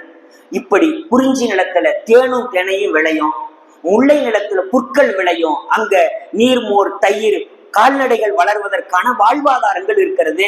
அப்புறம் நெய்தல் நிலத்துல மீன் எடுப்பார்கள், உப்பு விளைவிப்பார்கள், அதுவும் விளையும். மருத நிலத்துல சொல்லவே வேண்டாம், விளைநிலம்தான். விளைகிற நிலங்களுக்கெல்லாம் ஆண் தெய்வங்கள், விளையாத பாலை நிலத்துக்கு பெண் தெய்வம் கொற்றவை. ஏன்னா தான் கிட்ட ஒன்றும் இல்லைனாலும் தன்னை நம்பி இருக்கிற உயிர்களை எப்படியும் காப்பாற்றுவாள் பெண் என்பதனால் பாடை நிலத்துல பெண்ணையே தெய்வமாக வைத்திருக்கலாம். மகளிர் தினத்தை கொண்டாடுறோம். நீங்க வாழ்வியல் சார்ந்த ஒழுக்கம். ஐயா வாழ்க்கை துணையோடு வந்திருக்கிறாங்க. நாங்க வாழ்க்கை துணை நலம் என்று ஒரு அதிகாரத்தையே வள்ளுவர், துணை கிட்ட தாண்டா அதிகாரம் இருக்கணும்.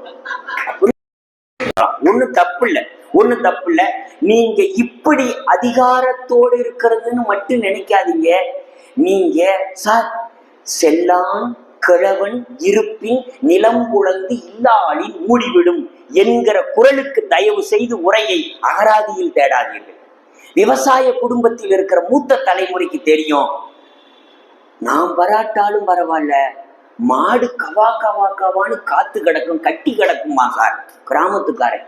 ஒரு கல்யாண வீட்டுக்கு தன்னுடைய மகளுக்கு மங்கள நான் முகூர்த்தம் நடந்துகிட்டு இருக்கும் சார். இந்தா கல்யாண வீட்டுல கடுங்கு தண்ணி நிறைய நம்பிருச்சு, ஒரு எட்டு போய் மாட்டுத்தாளியில் ஊத்திட்டு வந்துறேன்னு ஓடுவான். அவன் பொண்ணுக்கு கல்யாணம் நடந்துகிட்டு இருக்கும் சார். ஆனா மாட்டுக்கிட்ட ஓடி போய் தீனி போடாம அவனால உயிரோட இருக்கவே முடியாது சார், இருக்கவே முடியாது. நீங்க ஒரு கோர்ட்டுக்கு போனான்னா, ஒரு நீதிமன்றத்துக்கு, மருத்துவமனைக்கு போனான்னா கூட அக்கம் பக்கத்து காட்டுக்காரங்கிட்ட பிச்சை எடுத்தாவது எங்க மாட்டுக்கு கொஞ்சம் தண்ணி மட்டும் காட்டி வச்சிருங்க. எட்ட நின்று அது முற்ற மாடு, அந்த செவல மாடு, அந்த மாட்டுக்கு தூரத்துல இருந்து 2 கூலங்குப்பைய 2 ஏதேன்னு ஒண்ணு போட்டுருங்க. இல்லையா அது சாப்பிடுற வரைக்கும் சாப்பிடட்டும், சாப்பிடுறதுக்கு தானடான்னு வைக்கோல் போர்லயே மாட்டை கட்டிட்டு வந்தாதான் அவன் நெஞ்சாங்கூடு திக்கு திக்குன்னு இருக்குமே தவிர. ஏன்னா ஒருபோதும் தமிழன் மாட்டை தன்னுடைய வளர்ப்பு பிராணியாக கருதியவன் இல்லை, குடும்ப உறுப்பினராகவே கருதியிருக்கிறான். கிராமத்தில் இன்னமும் ஒரு சொலவடை உண்டு. மாடு செத்தா வேற, மனுஷன் செத்தா வேறையாம்பாங்க. ஒரு வீட்டுல மாடுங்கிற சொல்லுக்கு செல்வம் என்பதை நீங்கள் அறிவீர்கள். எனக்கு காதுபடவே நான் கேட்டிருக்கிறேன். அட அவனுக்கு பொண்ணு கூடப்பா, ஒரு 10 உருப்படி மாட்டை வச்சு பண்ணையத்தோட இருக்கிறவன் பாம்பாங்க.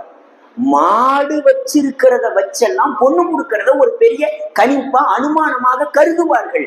ஏன்னா வெறும் மாட்டு, அந்த ஒவ்வொரு மாட்டுக்கு 10,000 இருக்கு, 4 மாட்டுக்கு 40,000. அதுவல்ல, மாடு இருந்தால், அந்த மாடு சார்ந்த தொழிலில் ஈடுபட்டால், அந்த தொழில் சார்ந்த அவன் வாழ்க்கை வளப்படும், ஒழுக்கமா இருப்பான் என்கிற நம்பிக்கை. எங்க தாத்தா சொல்லுவாரு, ஏன்னா பொழைக்கிற குடியானவன், நாமெல்லாம் குடி ஆனவர்கள், குடி இல்ல ஆனா குடி ஆனவர்கள்.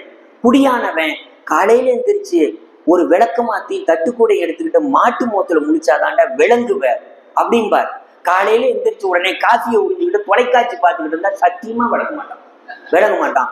மாட்டு மோத்துல முடிடா, அப்பதாண்டா பண்ணை. ஏன்னா வீட்டுல தூங்குறப்பார், வீட்டுல தூங்காம பண்ண ரோட்டில தூங்க முடியும். ஆனா அட பாவி, தோட்டத்துல போய் தூங்குனீன்னா முழிச்ச நேரத்துக்கு மாட்டுக்கு 2 தீனி போடலாம்டா, அது நம்மள நம்பி இருக்குடா அப்படின்பாரு சார். நீங்க முழிச்ச நேரத்துக்கு மாட்டுக்கு தீனி போடுறத ஒரு விவசாயி நினைக்கிறானே, ரோட்ல போவையிலேயே சொல்லுவான் சார், இந்த மாட்டுக்கு 4 தீனி போடாம இப்படி வெறுங்கட்டு தரையா போட்டிருக்கிறானே, இந்த மாட்டு பாவத்தை ஏன் சார் ஏத்துப்பானா? ஏன் சார் மாடு மாடு மாடு மாடுன்னே யோசிக்கிறான்னா, நீங்க 19ஆம் நூற்றாண்டின் இடைப்பகுதியில் தான் மே தினம் வந்ததாக உலக வரலாறு சொல்லுகிறது.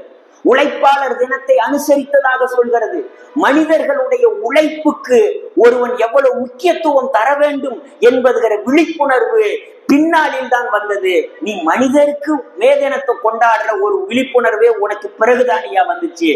மாடுகளுக்கே உழைப்புக்கு நன்றி சொல்லுகிற ஒரு விழாவாக நாங்க தைத்திருநாள 100 ஆண்டுகளுக்கு முன்னரே கொண்டாடினவையா தமிழன். நான் இப்படி சொல்றேன், நான் ஒண்ணு இயக்கம் சார்ந்து சொல்லவில்லை, ஒரு விதத்துல சொல்றேன்.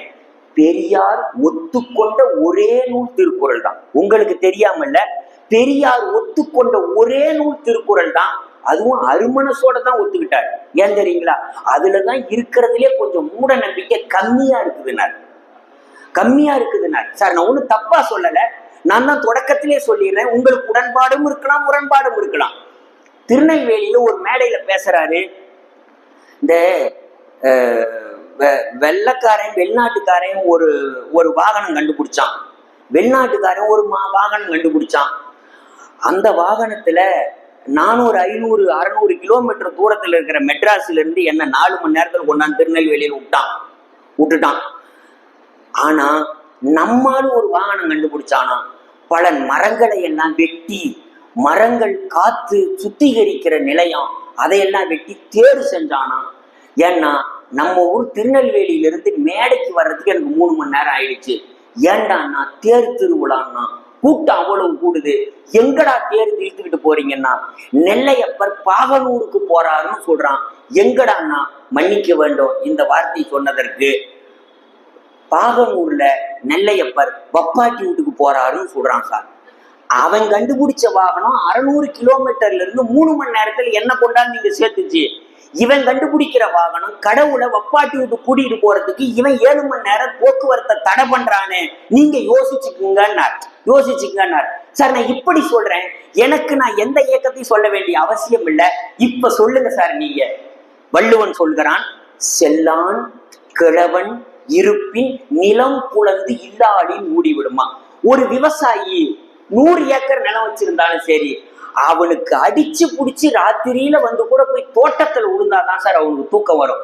அதை விட்டுட்டு நீங்க அடுக்குமாடி குளிர் தாதன அறையில வச்சா கூட எனக்கு என்னமோ புது இடம் தூக்கமே வல்லம்மா. இவன் போனான்னா இவனை பார்த்துக்கிட்டே இருந்த மாடு அப்படியே தலைய தூக்கி அம்மா அப்படிங்குங்க. நீங்க நாமெல்லாம் கூட மம்மி டாடின்னு சொல்ல இன்னமும் அடிவயிற்றிலிருந்து அம்மா என்று அழைக்கிற தூய தமிழ் பற்றாளர்கள் மாடுகள் தான். நீங்க அம்மான்னு அழைக்கும். ஒரு நாளைக்கு அவன் நேரானா கூட அந்த தோட்டத்தை ஒரு முறை சுத்தி பார்த்துட்டு வந்தானாதான் சார் அவனுக்கு மனசு அடையும். ஏன்னா அந்த மூளையில இருக்கிற வாழைத்தாரில் யாரோ ஒரு சீப்பு ஒடிச்சிருக்காங்கம்மா. 100 தோப்பு இருக்கும், 100 வாழை மரம் இருக்கும். ஒரு சீப்புல யாரேன்னு கை வச்சுட்டாவே அவன் கண்டுபிடிப்பான். இப்படி நிலத்தோடு அவன் நெருங்கி இருப்பான்.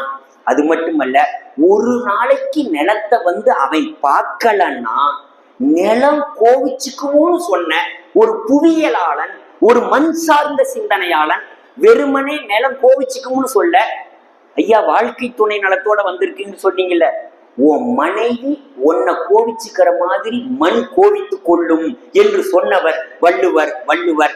நீங்க ஒரு நாளைக்கு நிலத்தை பார்க்கலைன்னா அந்த நிலம் மனைவி ஒன்ன கோவிச்சுக்கிற மாதிரி கோவிச்சுக்கும்னா.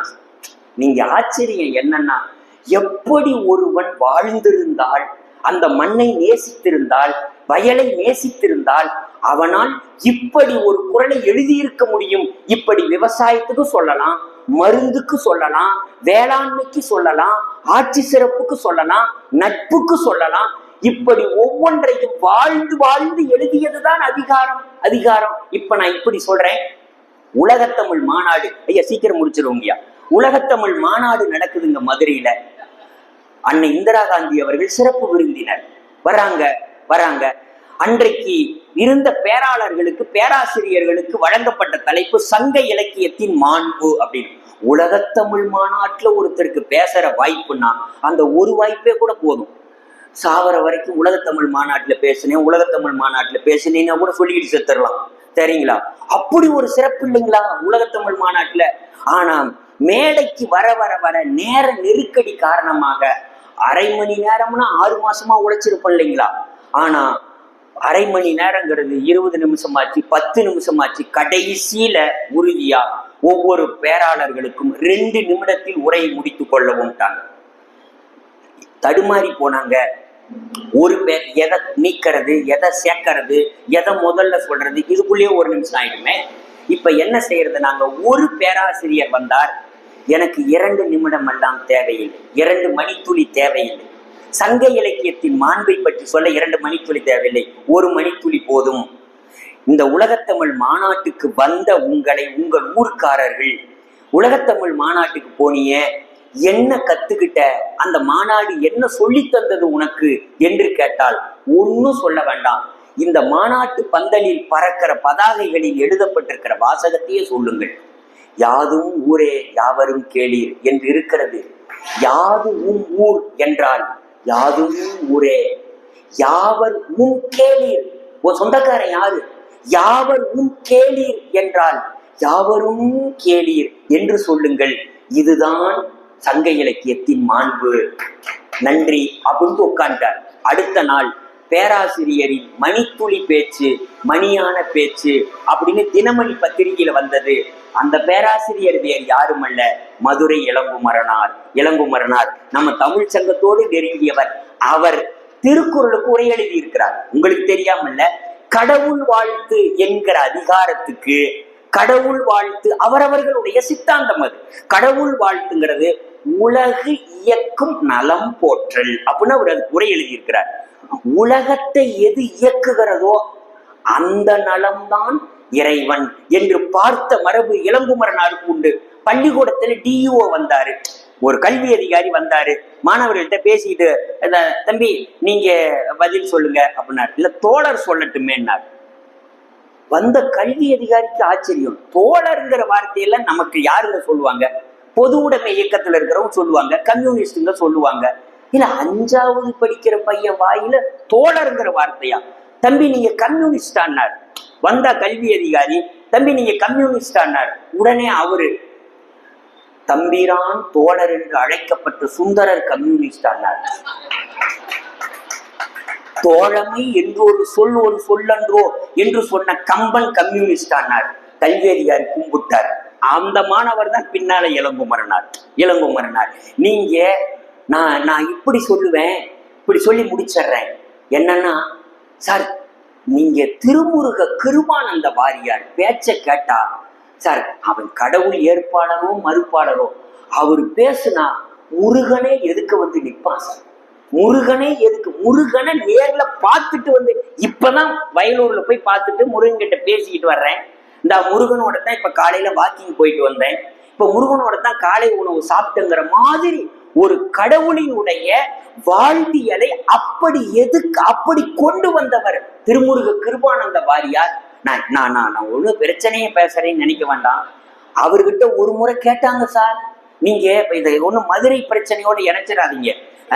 அவர்கிட்ட கேட்டாங்க, சாமியே இப்படி மதுரையில திருப்பரங்குன்றம் இருக்கு, அங்க சிக்கந்தர் பாய் இருக்கு அப்படின்னாங்க. என்ன சாமி இதுக்கு விளக்கம்னாங்க. சார் நீதிமன்றம் கூட, அவர் என்ன பேரு என்ன இருக்கு அதுக்கு மலை? சிக்கந்தர் மலை. சார் கந்தன் இருக்கான், கந்தனுக்கு இனிஷியல் சி, அப்பா பேர் சிவபெருமான், சி கந்தன் சிக்கந்தன் எல்லாம் ஒண்ணுதான்ட்டார். சார் நீங்க உடனே நாளைக்கு பேராசிரியரின் பேச்சு சர்ச்சை பேச்சு அப்படின்னு யூடியூப்ல போட்டு விட்றாதீங்க சார். சார் நீங்க அவர்கிட்ட கேட்டாங்க, சாமி எதை பேசுனா எந்த தலைப்பு கொடுத்தாலும் பேசுறீங்களே எப்படி சாமிங்கன்னாங்க. சார் எனக்கு தெரிய அவர் சொன்னாருங்க, அதாவது இந்த தொடுதிரைன்னு இன்னைக்கு டச் ஸ்கிரீனை சொல்றான் சார். ஆனா அதாவது மணற்கேணி தோண்ட வரும்னா பாருங்க நம்ம அறிவாசான் வள்ளுவன். தோண்ட அறிவு வரும்னா பாருங்க வள்ளுவர் சொன்னார் சார். தோண்ட வருங்கிறத வாரியார் சுவாமிகள் நடைமுறை தமிழ்ல சொன்னாரு. டேங்க் நம்பி இருக்கு, எந்த டேப்பை திறந்தாலும் தண்ணி வருது, அவ்வளவுதான். நீங்க எந்த எல்லையில சார் வைப்பீங்க? அப்படி மட்டுமல்ல, ஒரு செய்தியோடு நான் நிறைவு செய்கிறேன். இப்படி நீரையும் நிலத்தையும் மண்ணையும் நேசித்து, மக்களை நேசித்து தவத்திரு குன்றக்குடி அடிகளாருக்கு ஒரு பையன் போய் கேட்கிறான், சார் சாமி நம்ம வைக்கிற சாப்பாட்டை பிள்ளையார் கொழுக்கட்டையை எப்ப சாப்பிடுவாருன்றான் சார் அப்படின்னு கேட்கிறான். அவன் ஒரு சின்ன பையன். அவன் கேட்டா உடனே சாமி சொன்னாரு, எல்லாருக்கும் என்னைக்கு வயிறார சாப்பாடு கிடைக்குதோ அன்னைக்கு அவன் எடுத்து சாப்பிடுவான் யான்னாரு சார். இதுல இது எவ்வளவு பெரிய சித்தாந்தம் தெரியுங்களா சார்? நீங்க எல்லாருக்கும் வயிறார், ஒரு நாளைக்கு 2 வேளை சோற்றோடு 70% மக்கள் காலியாக படுக்கிறார்கள் என்று அரசிய புள்ளி விவரம் சொல்கிறது. 2 வேளை சோத்தோடு காலம் கழிக்கிறாங்க, கடவுளுக்கு பள்ளையம் போடுறோம். இதை நீங்க எந்த சித்தாந்த எல்லைக்குள்ளே அடக்க முடியாது.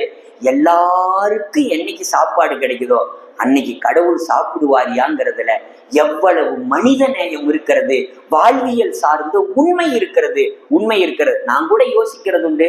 சின்ன வயசுல எல்லாம் நமக்கு இந்த விரத நாட்கள் வந்துட்டாவே கொலை எரியும், வயிறு எரியும். ஏன்னா பட்டினி போட்டுருவாங்க. அந்த வேலை செய், இந்த வேலையை செய், கடைக்கு போயிட்டு வா, வாழை இலையா எடுத்துக்கிட்டு வா, காய் எடுத்துக்கிட்டு வா அப்படிம்பாங்க. நமக்கு வயிற்றுக்குள்ள திருவண்ணாமலையே எரியும், தீபம் எரிகிற மாதிரி. எப்படா இவங்க போடுவாங்கன்னு. நமக்கு இருக்கிற ஒரே எதிரி நம்ம அக்காக்கள் தான். ஏன்னா அதுங்க சொல்ற வேலையெல்லாம் கேட்டுரும். நம்ம கேட்கறது இல்லைங்கிறது தான் நம்ம ரத்தத்திலேயே ஊறி இருக்கு. அக்கா சொல்ற வேலையை கேட்கறதுன்னு கும்முன்னு கும்முவாங்க அடி. ஆனா எல்லாம் படைச்சு வச்சுட்டு ஒரு நாளும் நான் சாமியை பார்த்து கும்பிட்டதே இல்லை, சாப்பாட்டை பார்த்து தான் கும்பிட்டு இருக்கேன். நம்ம பாடு நமக்கு சாமி மேல இருக்கு, சாப்பாடு கீழே இருக்கு, சாமி மேல இருக்கு, சாப்பாடு நமக்கு கீழே இருக்கு அப்படின்னு போது ஒரு அம்மா சொல்லிச்சு, தபாரு சாப்பாடு சாமி கும்பிட்றதுக்கு முன்னாடி எதையாவது திருடி தின்றிருந்த கடவுள் கண்ணு நோண்டி போடுவாருன்னா. இப்ப சொல்லுங்க, அப்படிலாம் நோண்டி இருக்கணும்னா 10 வயசுலயே நம்ம 2 கண்ணையுமே நோண்டி இருக்கணும்.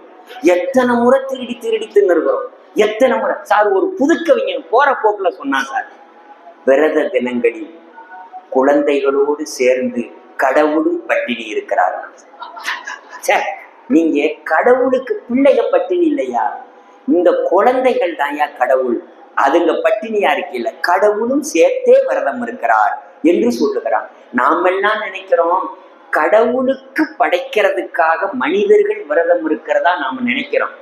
ஆனா அடிகளார் சொன்னார், உங்களுக்கு எல்லாம் சாப்பாடு கிடைக்கிற வரைக்கும் கடவுளும் விரதம் இருக்கிறார், நீ வச்சதை சாப்பிடாம விரதம் இருக்கிறார் என்று சொன்ன சித்தாந்தம் இருக்குது. அது எவ்வளவு பெரிய உயர்வு, எவ்வளவு பெரிய உன்னதம். இப்படி சொல்லி முடிக்கிறேன். போற போக்குல மலையாள மின்னல், ஈழ மின்னல், சூழ மின்னுதே. மலையாள மின்னல், ஈழ மின்னல், சூழ மின்னுதே. நேற்றும் இன்றும் கொம்பு சுட்டி காத்தடிக்குதே. கேணி தவளை சொறித்தவளை கூப்பிடுகுதே. சேற்றில் நண்டு சேற்றில் ஏற்று வளையடிக்குதே. வானம் மழையை வேண்டி 1 கோடி வானம் ஆடி பாடி மின்னுதே. சார் அன்னைக்கு தென்மேற்கு பருவமழைய மலையாள மின்னல், ஈழ மின்னல் அடிச்சதுன்னா நாளைக்கு மழை வருண்டான்னு கண்டு சொன்ன வானிலை ஆய்வு மைய விவசாயினுடைய வாய். அது மட்டுமல்ல, சொன்னது மட்டுமல்ல, அன்னைக்கு நமக்கு தமிழ்நாட்டுக்கு 2 மழை தான் சார். வடகிழக்கு பருவமழை, தென்மேற்கு பருவமழை. நமக்கு அன்னைக்கு இருந்த வானிலை ஆய்வு மைய இயக்குனர் ரமணன் அவர்களும் பாலச்சந்திரன் அவர்களும் யாருன்னா, ரமணன் பாலச்சந்திரன் யாருன்னா தூக்கணாங்குருவி காக்காவும் தான். நான் அப்ப நீங்க தென்மேற்கு பருவமழை வர்றதுக்கு நமக்கு வானிலை ஆய்வு மைய இயக்குனர் காக்கா, வடகிழக்கு பருவமழையை சொல்றதுக்கு தூக்கணாங்குருவி. எப்படின்னா காகம் வேப்ப மரத்துல தான் சார் கூடு கட்டும். எந்த ஆண்டு வேப்ப மரத்தினுடைய கிளை நுனியில் காகம் கூடு கட்டுகிறதோ அந்த ஆண்டு கூட்டுக்கு பங்கம் வராது மழையால் என கருதி காகம் கூட்டை மரத்தின் கிளையில் கட்டினால் அந்த ஆண்டு மழை இல்லை. காகம் மரத்தினுடைய உள்பகுதியில் கூடு கட்டினால் அந்த ஆண்டு மழை உண்டு என்று கண்டு சொன்னவன் தமிழன். தூக்கணாங்குருவியினுடைய கூட்டுல அதனுடைய கீழ் வாயில் பகுதி வடக்கு நோக்கி கட்டுச்சுன்னா அந்த வருஷம் வடக்கு நோக்கி வருகிற மழை இல்லை, கூட்டுக்கு ஆபத்து வராது என்று அர்த்தம். இல்லை, வடக்கு நோக்கி கட்டாமல் தெற்கு நோக்கி திருப்பி இருந்தால் அந்த ஆண்டு வடகிழக்கு பருவமழை உண்டு என்று கண்டு சொன்னவன். இதுதான் மொழி என்றால் தயவு செய்து வெறுமனே பேசுகிற வெறும் வார்த்தை என்றல்ல, அது பண்பாட்டு கிடங்கு. ஒரு மனிதனின் நாகரிகம் மொழி, மனிதனின் நாகரிகம் மொழி. அப்ப ஒருவனுடைய மொத்த உயிர் எப்படி இருக்கிறது என்று நாடி பிடித்து பார்ப்பது போல மொழி என்பது நம்முடைய உயிர் நாடி. அந்த உயிர் நாடியில் தான் நாம் வாழ்ந்த வாழ்க்கை இருக்கிறது. இப்படி இயற்கை சார்ந்து, வாழ்வியல் சார்ந்து, மனிதம் சார்ந்து வாழ்வதுதான் நம்முடைய மொழி நமக்கு தந்த வழி. வாய்ப்புக்கு நன்றி. அவர்கள் தொல்காப்பியர் சுட்டிய முதற் பொருள், கருப்பொருள், உரிப்பொருள் என்ற 3 பொருளையும் எடுத்துக்கொண்டு கருப்பொருளாக இல்லாமல் முதற் பொருளின் நிலவும் பொழுதும் எப்படியெல்லாம் இன்றைக்கு இருக்கிற அருமையாக பட்டியல் போட்டு காண்பித்தார்கள். நீரின்றமையால் உலகு என்று அருமையாக சுட்டிக்காட்டி பழந்தமிழர்கள் தான் நீர்நிலைகளை 9ஆக வகைப்படுத்தினார்கள். 9ஆக வகைப்படுத்தினார்கள் தமிழர்கள் நீர்நிலையை. ஐயா அவர்கள் சொன்னார்கள் 6, 6லிருந்து ஏரி, ஏரியிலிருந்து கண்மாய், கண்மாயிலிருந்து கரணை, கரணிலிருந்து தாங்கல், தாங்கலிலிருந்து ஏந்தல், ஏந்தலிலிருந்து ஊரணி, ஊரணிலிருந்து குளம், குளத்துக்கு அப்புறம் குட்டை. அருமையாக சொல்லி கொடுத்திருக்கிறார். சொல்லிக்கொண்டே போகலாம். நேரத்தின் அருமை கருதி அருமையாக இன்றைக்கு வானியலையும் காட்சிகள் எப்படி எப்படியெல்லாம் தமிழன் வாழ்ந்தார் என்பதை அருமையாக அறிவியல் பூர்வ உண்மைகளை காக்க, இங்கே கூடு கட்டினால் மழை வரும், இங்கே கூடு கட்டினால் மழை வராது என்றும், துக்கடாங்குருவி கூடு கட்டினால் வடக்கே இருந்தால் இப்படி தெற்கே அருமையாக சொன்னார். இப்படி வானியல் அறிவியெல்லாம் சுட்டிக்காட்டிய நம்முடைய நீலகண்டையா அவர்களுக்கு தமிழ்ச்சங்கத்தின் சார்பாக நெஞ்சார்ந்த நன்றிகளை நாங்கள் தெரிவித்துக் கொள்கிறோம். அடுத்து நம்முடைய விருதாளர் அவர்கள் சொல்லிக்கொண்டே போகலாம். இருந்தாலும் திருக்குறளாகவே இன்றைக்கு வாழ்ந்து கொண்டிருக்கக்கூடிய விருதாளர் நாவை சிவமையா அவர்கள் தன்னுடைய ஏற்புரையை வழங்குமாறு அன்புடன் வேண்டுகின்றோம்.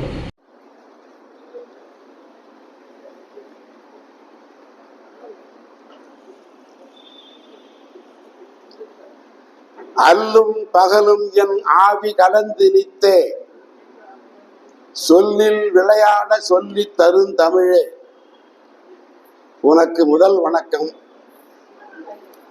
அகர முதல எழுத்தெல்லாம் ஆதி பகவன் முதற்றே உலகு. வணங்குதலுக்கும் பாராட்டுதலுக்கும் உரிய திருச்சிராப்பள்ளி தமிழ்ச்சங்கத்தின் நிறுவனர் பெருமைக்குரிய ஐயா துரைராஜ் ஐயா அவருடைய 116ஆம் ஆண்டு விழாவிலே, தமிழ்ச்சங்கத்தின் 70ஆம் ஆண்டு விழாவிலே தலைமையேற்று சிறப்பித்துக் கொண்டிருக்கின்ற பெருமைக்குரிய புலவர் பெருந்தகை வரதராசன் ஐயா அவர்களே, என்னை இந்த மேடையில் இவ்வளவு உயரத்தில் தூக்கி நிறுத்தி வைத்து பெருமை செய்து கொண்டிருக்கின்ற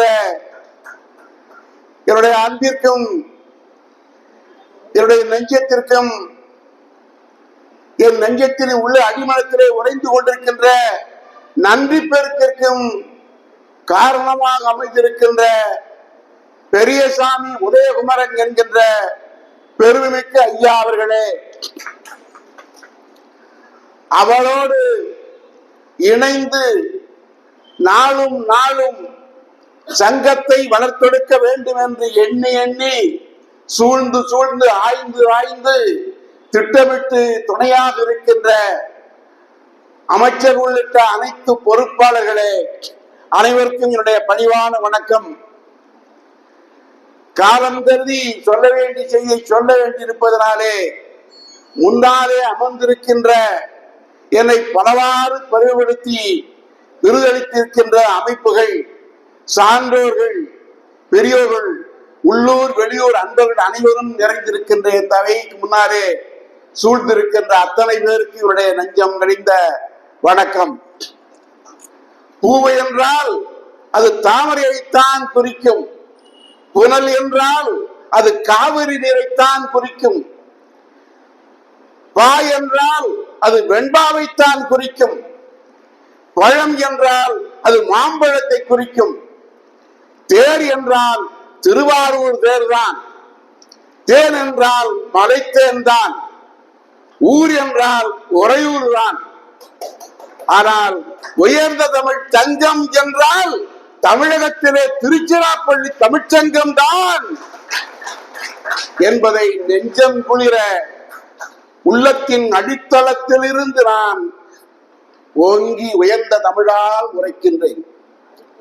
அன்பிற்கினிய பெரியோர்களே, கடமை வீரர் கண் கொடுத்த கல்வி கண் கொடுத்த கடமை வீரர் காமராஜ் ஐயாவுடைய கவினார்ந்த ஆணையினாலே உருவாக்கப்பட்ட இந்த தமிழ்ச்சங்கம் 70 ஆண்டுகளை கடந்து ஓங்கி உயர்ந்து ஆலமரமாக காட்சியளிக்கிறது.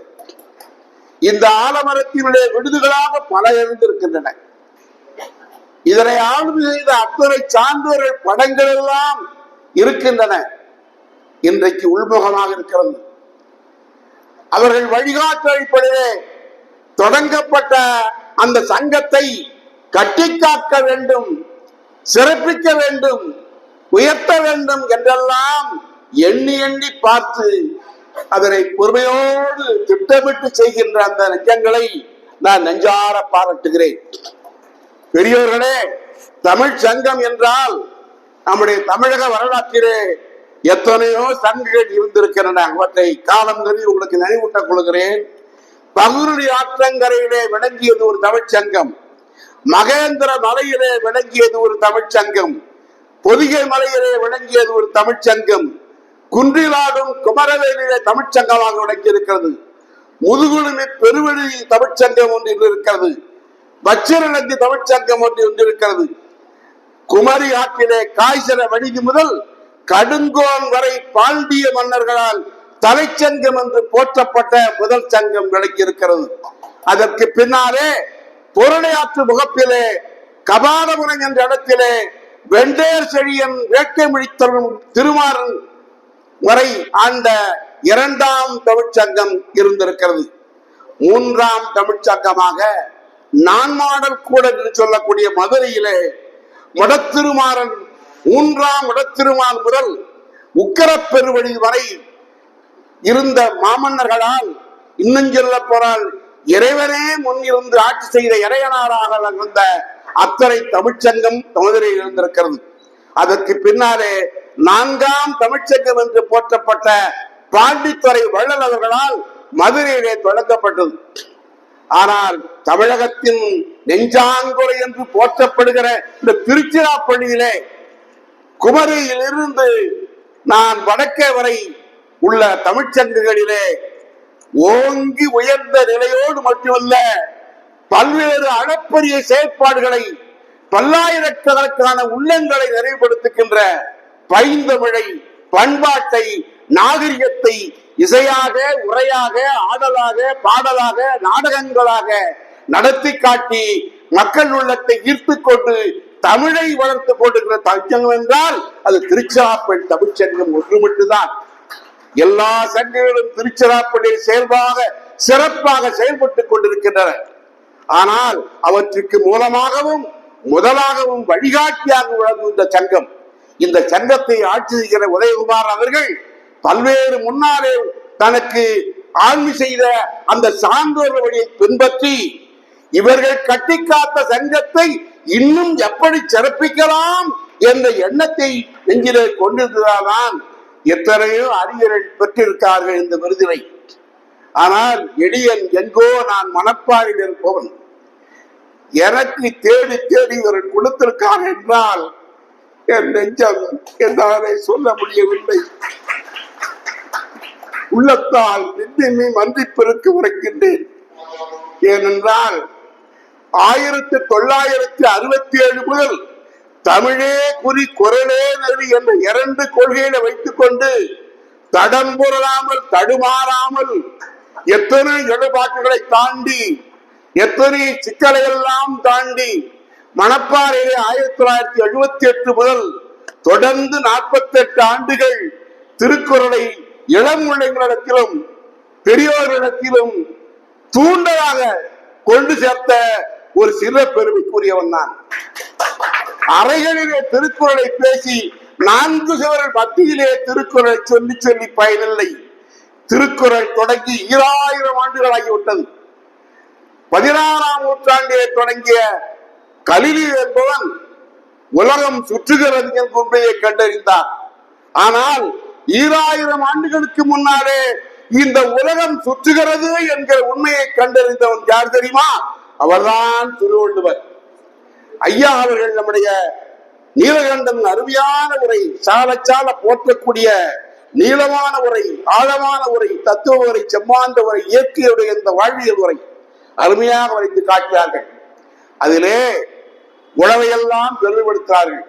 திருவள்ளுவர் சொல்லுகிறார், சுழன்றும் ஏற்பெண்ணது உலகம் அதனால் உழன்றும் உழவே தலை என்கிற உழவு சிறப்பை சொல்லக்கூடிய உப்பில்லாத திருக்குறள். அதிலே நீங்கள் பார்க்கலாம், உலகம் சுற்றுகிறது, அது தன்னைத்தான் மட்டுமல்ல சுழன்று சுற்றுகிறது. கதிரவனை சுற்றுகிறாய், எல்லா கோள்களும் ஒரு முறைதான் கதிரவனை சுற்றும். ஆனால் உலகம் இருக்கிறதே தன்னையும் சுற்றி கொண்டு உலகத்தையும் சேர்ந்து சுற்றுகிறதாம். அது எதை போல? உழவன் வயலே உழுகிறான், சுழன்று சுழன்று உழுதுகிறான். சுழன்று சுழன்று உழுகிறவன் உலகத்தை போல சுற்றுகிறான் என்கிற கருத்தை வைத்தான். உழுகு என்றால் சுழலுதல் என்று பொருள். எனவே உலகம் சுழல்கிறது என்கிற செய்தியை முதலாக 2000 ஆண்டுகளுக்கு முன்னாலே தொலைநோக்காக சொன்னவன் திருவள்ளுவர் பெருந்தகை. இது மட்டுமல்ல, வாழ்வியல் நுட்பங்களை மிக எளிமையாக அடுத்து வர தலைமுறைகள் எல்லாம் தெரிந்து கொள்ள வேண்டும் என்ற ஆர்வப்பெருக்கிறே 1330 அருங்குறட்பாக்கள் எடுத்துவிட்ட செய்திகள் ஒன்றல்ல இரண்டல்ல. அவற்றையெல்லாம் விரித்தின் காலம் பெருகும். நீங்கள் எல்லாம் அறிந்தவர்கள், அத்தனை சார்ந்தவர்கள், பெரியவர்கள். உங்களுக்கு முன்னாடி அவற்றை விரித்துரைக்க விரும்பவில்லை. அந்த திருக்குறள் இன்னும் மக்களுக்கு போய் சேரவில்லை. அடித்தளத்து மக்களுக்கு இல்லை, விளிம்பினுடைய மக்களை சென்று செல்லவில்லை என்ற ஏக்க பெருமூச்சோடைதான் இளமை காலத்திலிருந்து திருக்குறளை கற்று அதனை எப்படியாவது ஒரு குறளாவது அவர்கள் உள்ளத்தில் சேர்க்க மாட்டாமா, தெரிந்து கொள்ள மாட்டார்கள் என்று நான் சொன்னேன். இன்றைக்கு கூட திருக்குறள் நறுக்குகளை கொண்டு வந்து அனைக்கும் கொடுக்க சொன்னேன். கொஞ்சம் காலத்தாழ்த்தி கொடுங்கள் என்று சொல்லிவிட்டார்கள். எல்லோரும் மாணவர்களுக்கு திருக்குறள் நறுக்கை கொடுப்பேன். ஒரு குறள், அதன் கீழே பொருள், இதை படித்தால் உனக்கு 1 ரூபாய் தருகிறேன் என்று 30 ஆண்டுகளுக்கு முன்பிருந்தே நான் சொல்லி வழக்கி வந்தேன். இளைஞர்களுக்கு என் கல்வி அதிகாரியாக இருந்த பொழுது முதலிலே வகுப்பிலே பாடம் நடத்துகிற பொழுது, ஆய்வு நடத்துகிற பொழுது முதலே ஒரு குறளை சொல், உனக்கு 1 ரூபாய் தருகிறேன் என்று சொன்ன பிறகுதான் நான் பாடத்தை நடத்துவேன், ஆய்வு செய்வேன். அப்படி எல்லா இடங்களிலும் உள்ள தமிழகம் மட்டுமல்ல, அயலகம் மட்டுமல்ல, கல்கத்தா, தில்லி, இங்கே குமரி முனையிலிருந்து எல்லா மாநிலங்களிலும் சென்றிருக்கிறேன். பெங்களூரு தமிழ்ச்சங்கம் மிகப்பெரிய தமிழ்ச்சங்கத்தை போல கட்டடம், விரிவான கட்டடம். அந்த கட்டடத்தில் இருந்து நான் பேசியிருக்கிறேன். கல்கத்தா தமிழ்ச்சங்கத்தில் இப்ப பேசியிருக்கிறேன். எத்தனையோ தமிழ்ச்சங்கங்கள் தமிழகம் மட்டுமல்ல, மலேயா, சிங்கப்பூர், யாழ்ப்பாணம், கொழும்பு தமிழ்ச்சங்கத்திலே, மாலத்தீவில் உலக பரந்த உலக அந்த பெரிய கல்கடலை நான் கலந்து கொண்டு பேசியிருக்கிறேன் திருக்குறளைத்தான். அவர்கள் சொல்லுகிற பொழுதெல்லாம் பார்த்துவிட்டு அந்த நாட்டு முதல்வர் என்னை பார்த்து எனக்கு என்ன பேசுகிறேன் என்று தெரியவில்லை என்று ஒரு 600 அன்பரை மொழிபெயர்க்க வைத்து அதை தெரிந்து கொண்ட பின் என்னை கட்டிப்பிடித்தார்.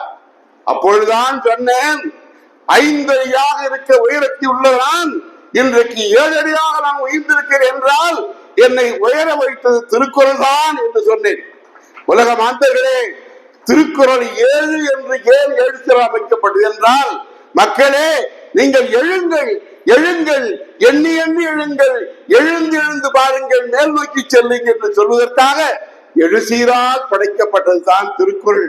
அந்த திருக்குறளை வாழ்வியல் நூலாக, வழிகாட்டு நூலாக, சட்ட நூலாக, அறநூலாக, பொதுமை நூலாக, சமத்துவ நூலாக ஆக்கி காட்டுங்கள், வன்மத்தை வாழ்வியலாக்குங்கள் என்று சொன்ன சின்ன சின்ன தொண்டின் அடையாளம் தான் இன்றைக்கு விருதாக மலர்ந்திருக்கிறது. இந்த விருதுக்கு முழுதுக்கு நான் சொந்தக்காரன் அல்லன். என்னை வழிப்படுத்திய திருக்குறள் திருவள்ளுவர் பெருந்தகைக்கும் என்னை ஆற்றுப்படுத்திய அன்னை தமிழனுக்கும் நான் காணிக்கையாக்குகிறேன். நான் ஒரு பெரிய தொண்டல்ல, என்னை விட மிகச்சிறந்த தொண்டு செய்த பேரறிஞர் ஆளுமைகள் எல்லாம் இருக்கார்கள், நூல் வல்லுநர் இருக்கார்கள், ஆய்வாளர் இருக்கார்கள். ஆனால் அவர்கள் நான் சிறு புல். அப்படிப்பட்ட இளங்குமனாரே தன்னை ஒரு புல் என்றுதான் சொன்னார். அந்த புல்லிலே 2 பக்கம் என்னை வடித்திருக்கிறார்.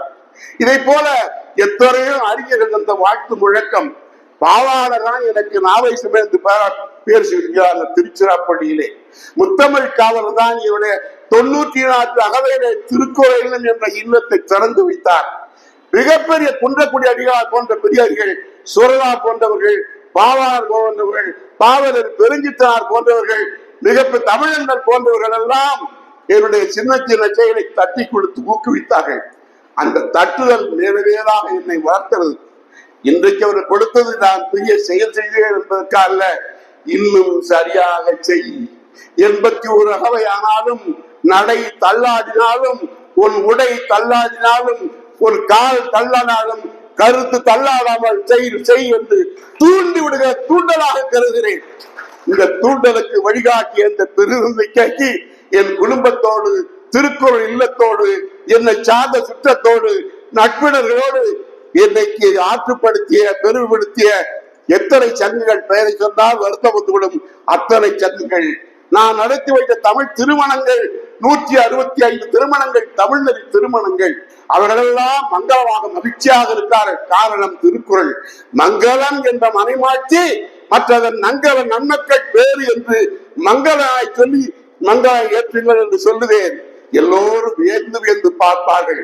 எனவே இப்படி பல வகையால் என்னால் இயன்றவரை செய்கிற தொண்டிற்கு அடையாளம் என்னை தட்டி கொடுப்பதாக, இன்னும் கூர்திட்டுவதாக, பயிரத்தை பட்டு செட்டுவதாக நான் எண்ணிக்கொள்கிறேன். நான் தொண்டு இதை போல உங்களுக்கு நன்றி உடையவனாக காலம் முழுதும் தமிழ் சக்கரத்தை போற்றுவனாக வாழ்வேன். உங்கள் தொண்டு தொடரட்டும், 1000 காலமாக வளரட்டும்.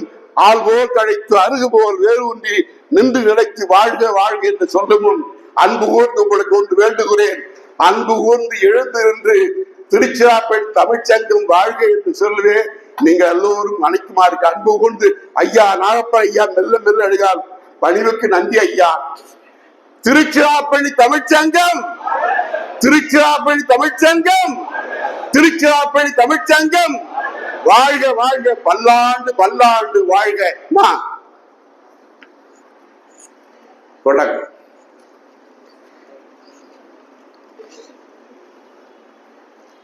நான் பேசுவதற்கு எனக்கு சின்ன ஒரு மேடை வைத்தார்கள். அண்ணா அப்படித்தான் மேடையில் ஏறி முகம் தெரியாமல் ஒரு பேடை பகிர்ந்தார். ஒரு தம்பி இப்படி இப்படி பழகத்தை உறுதியாக வைத்தார். அப்ப சொன்னார், என்னை உயரத்தில் ஏற்றி வைத்ததும் தம்பி தான் என்று சொன்னார்கள். அதை போல என்னை உயரத்தில் ஏற்றி வைத்த தமிழ்ச்சங்கமும் இந்த பலகை வழியாக உங்கள் முகத்தையும் அகத்தையும் பார்க்க வைத்திருக்கிறது. அப்படிப்பட்ட தமிழ்ச்சங்க ஐயா இருக்க இல்ல அது சரி ஐயா தலைவருக்கு முதல்ல அடுத்தது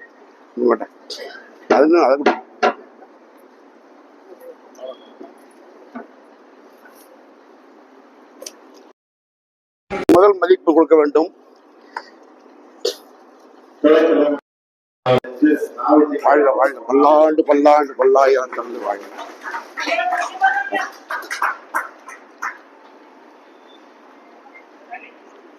என்னை உயரத்தில் ஏற்றிய ஒப்பிலாத தலைவர், நகைச்சுவை வேந்தர் கீவாஜா என்று, நடைமுறை கீவாஜா என்று சொல்லுவேன்.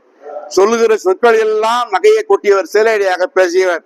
அதை போல ஐயா அவர்கள் எப்போதும் நகையாக சொல்லி என்னை தொகையும் கொடுத்து வாழ்த்துகிறார்கள். அந்த பேருள்ளத்திற்கு எங்கள் திருக்குறள் இல்லத்தின் சார்பிலே நெஞ்சங்கழிந்த நன்றியை அவர்களுக்கு சாட்டி இந்த பொன்னாடை வாயிலாக வாழ்த்து. வணக்கம் வணக்கம். வாழ்க.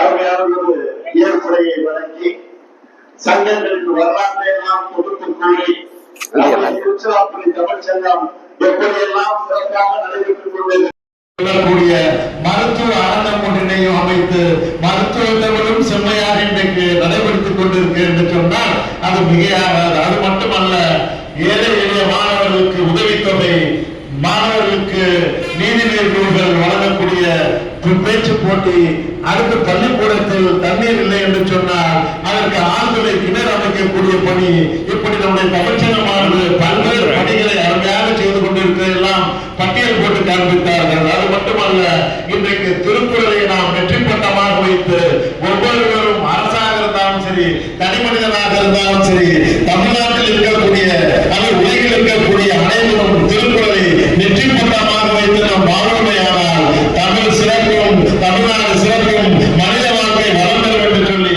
அருமையான ஒரு ஏற்புரை வழங்கிய நாகசிவையாருக்கு நெஞ்சாக நன்றிகளை தெரிவித்துக் கொள்கின்றோம். முறையாக நன்றி உரை சொல்வதற்காக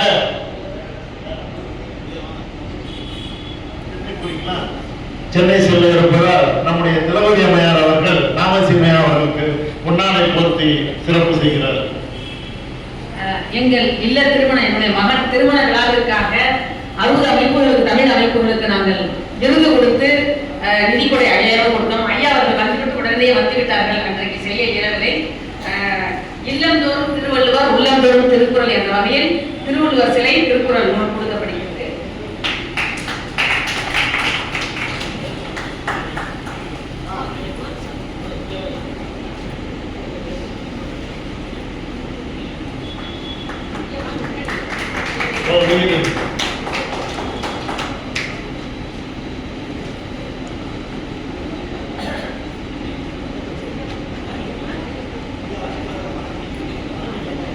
அப்படியே இங்கே பார்க்கலாம் சார், எல்லாரும் கேமரா பார்க்கலாம்.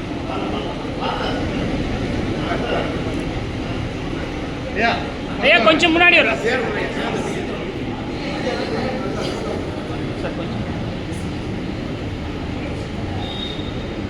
எல்லாரும் கேமரா பார்க்கலாம். ரெடி?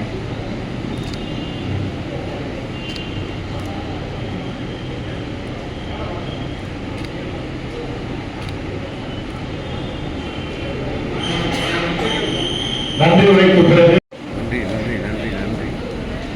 தமிழ்ச்சங்கத்தினுடைய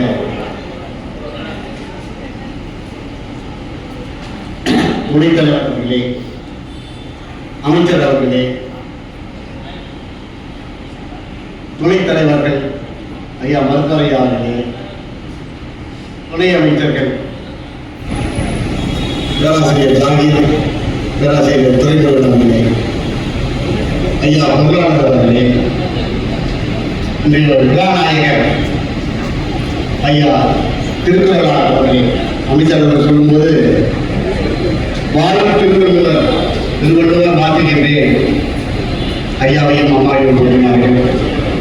தமிழ்ச்சங்கம் தகுதியானவர்களுக்கு தான் இந்த விருதை வழங்குகிறது என்று இடைப்படையிலே நண்பர் சாகிர் சொன்னார்.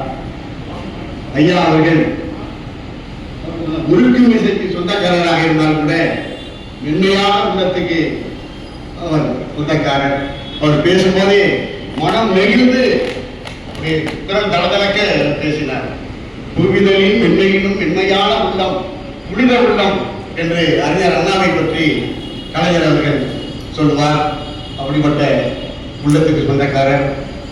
நானும் திருக்குறளால் நண்பரப்பும் எங்கள் நாவையாரை மிக சிறப்பாக இங்கே கொண்டாடி கொண்டிருக்கிறார்கள்.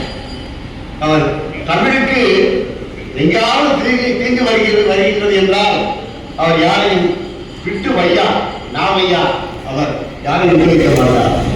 எல்லாரையும் வாழ்க்கை என்று வாழ்த்துவார். அப்படிப்பட்ட நல்ல உள்ளத்துக்கு சொந்தக்காரர். அவருக்கு தமிழ்ச்சங்கம் இருக்கிறது. அதுக்கு இங்கே சிறப்பை வழங்குவதற்கு அவரை வாழ்த்துவதற்கு தகுதியான ஒருவரை இங்கே தேர்வு செய்திருக்கிறார். நம்முடைய தமிழ்ச்சங்க அமைச்சர், தலைவர், துணைத் தலைவர்கள் எல்லாருமே ஏற்பாடு செய்திருக்கிறார்கள். வெகுகாலமாக சொல்லிக் கொண்டிருந்தார் அமைச்சர்கள். நம்முடைய பேராசிரியர் நீலகண்டனை ஒரு பெரிய விழாவிற்கு நாம் பயன்படுத்திக் கொள்ள வேண்டும் என்று அது காலம் கழிந்து அமைந்தது. பேராசிரியர் நீலகண்டன் அவர்கள் மிக அருமையாக திருக்குறள் புலவருக்கு ஏற்ப நிறைய திருக்குறளை அவர் சொன்னார். நீரின்றி அமையாத பிறகு தமிழுடைய ஐந்தனை கோட்பாடு சொல்லி அவர் ஆந்தர் காட்டிலிருந்து பெண்ணிக்குவிக்கு வரை நீர் நிறைய செய்திகள் இங்கே அப்படியே ஒரு மணி நேரத்தில் 1000 செய்திகளை இங்கே நம்ம கொட்டி தீர்த்தார் பேராசிரியர் நீலகண்டன் அவர்கள். இங்கே பெருமக்கள் எல்லாம் இங்கே அருமையாக வந்திருக்கிறார்கள். ஐயா போன்ற அறிஞர்கள், சார்ந்தவர்கள், பொதுமக்கள் வந்திருக்கிறார்கள். ஐயா நாளையார் அவருடைய குடும்பத்தில் வந்திருக்கிறார்கள். அனைவருக்கும் நன்றியை தெரிவித்துக் கொள்கின்றோம். நன்றி, வணக்கம்.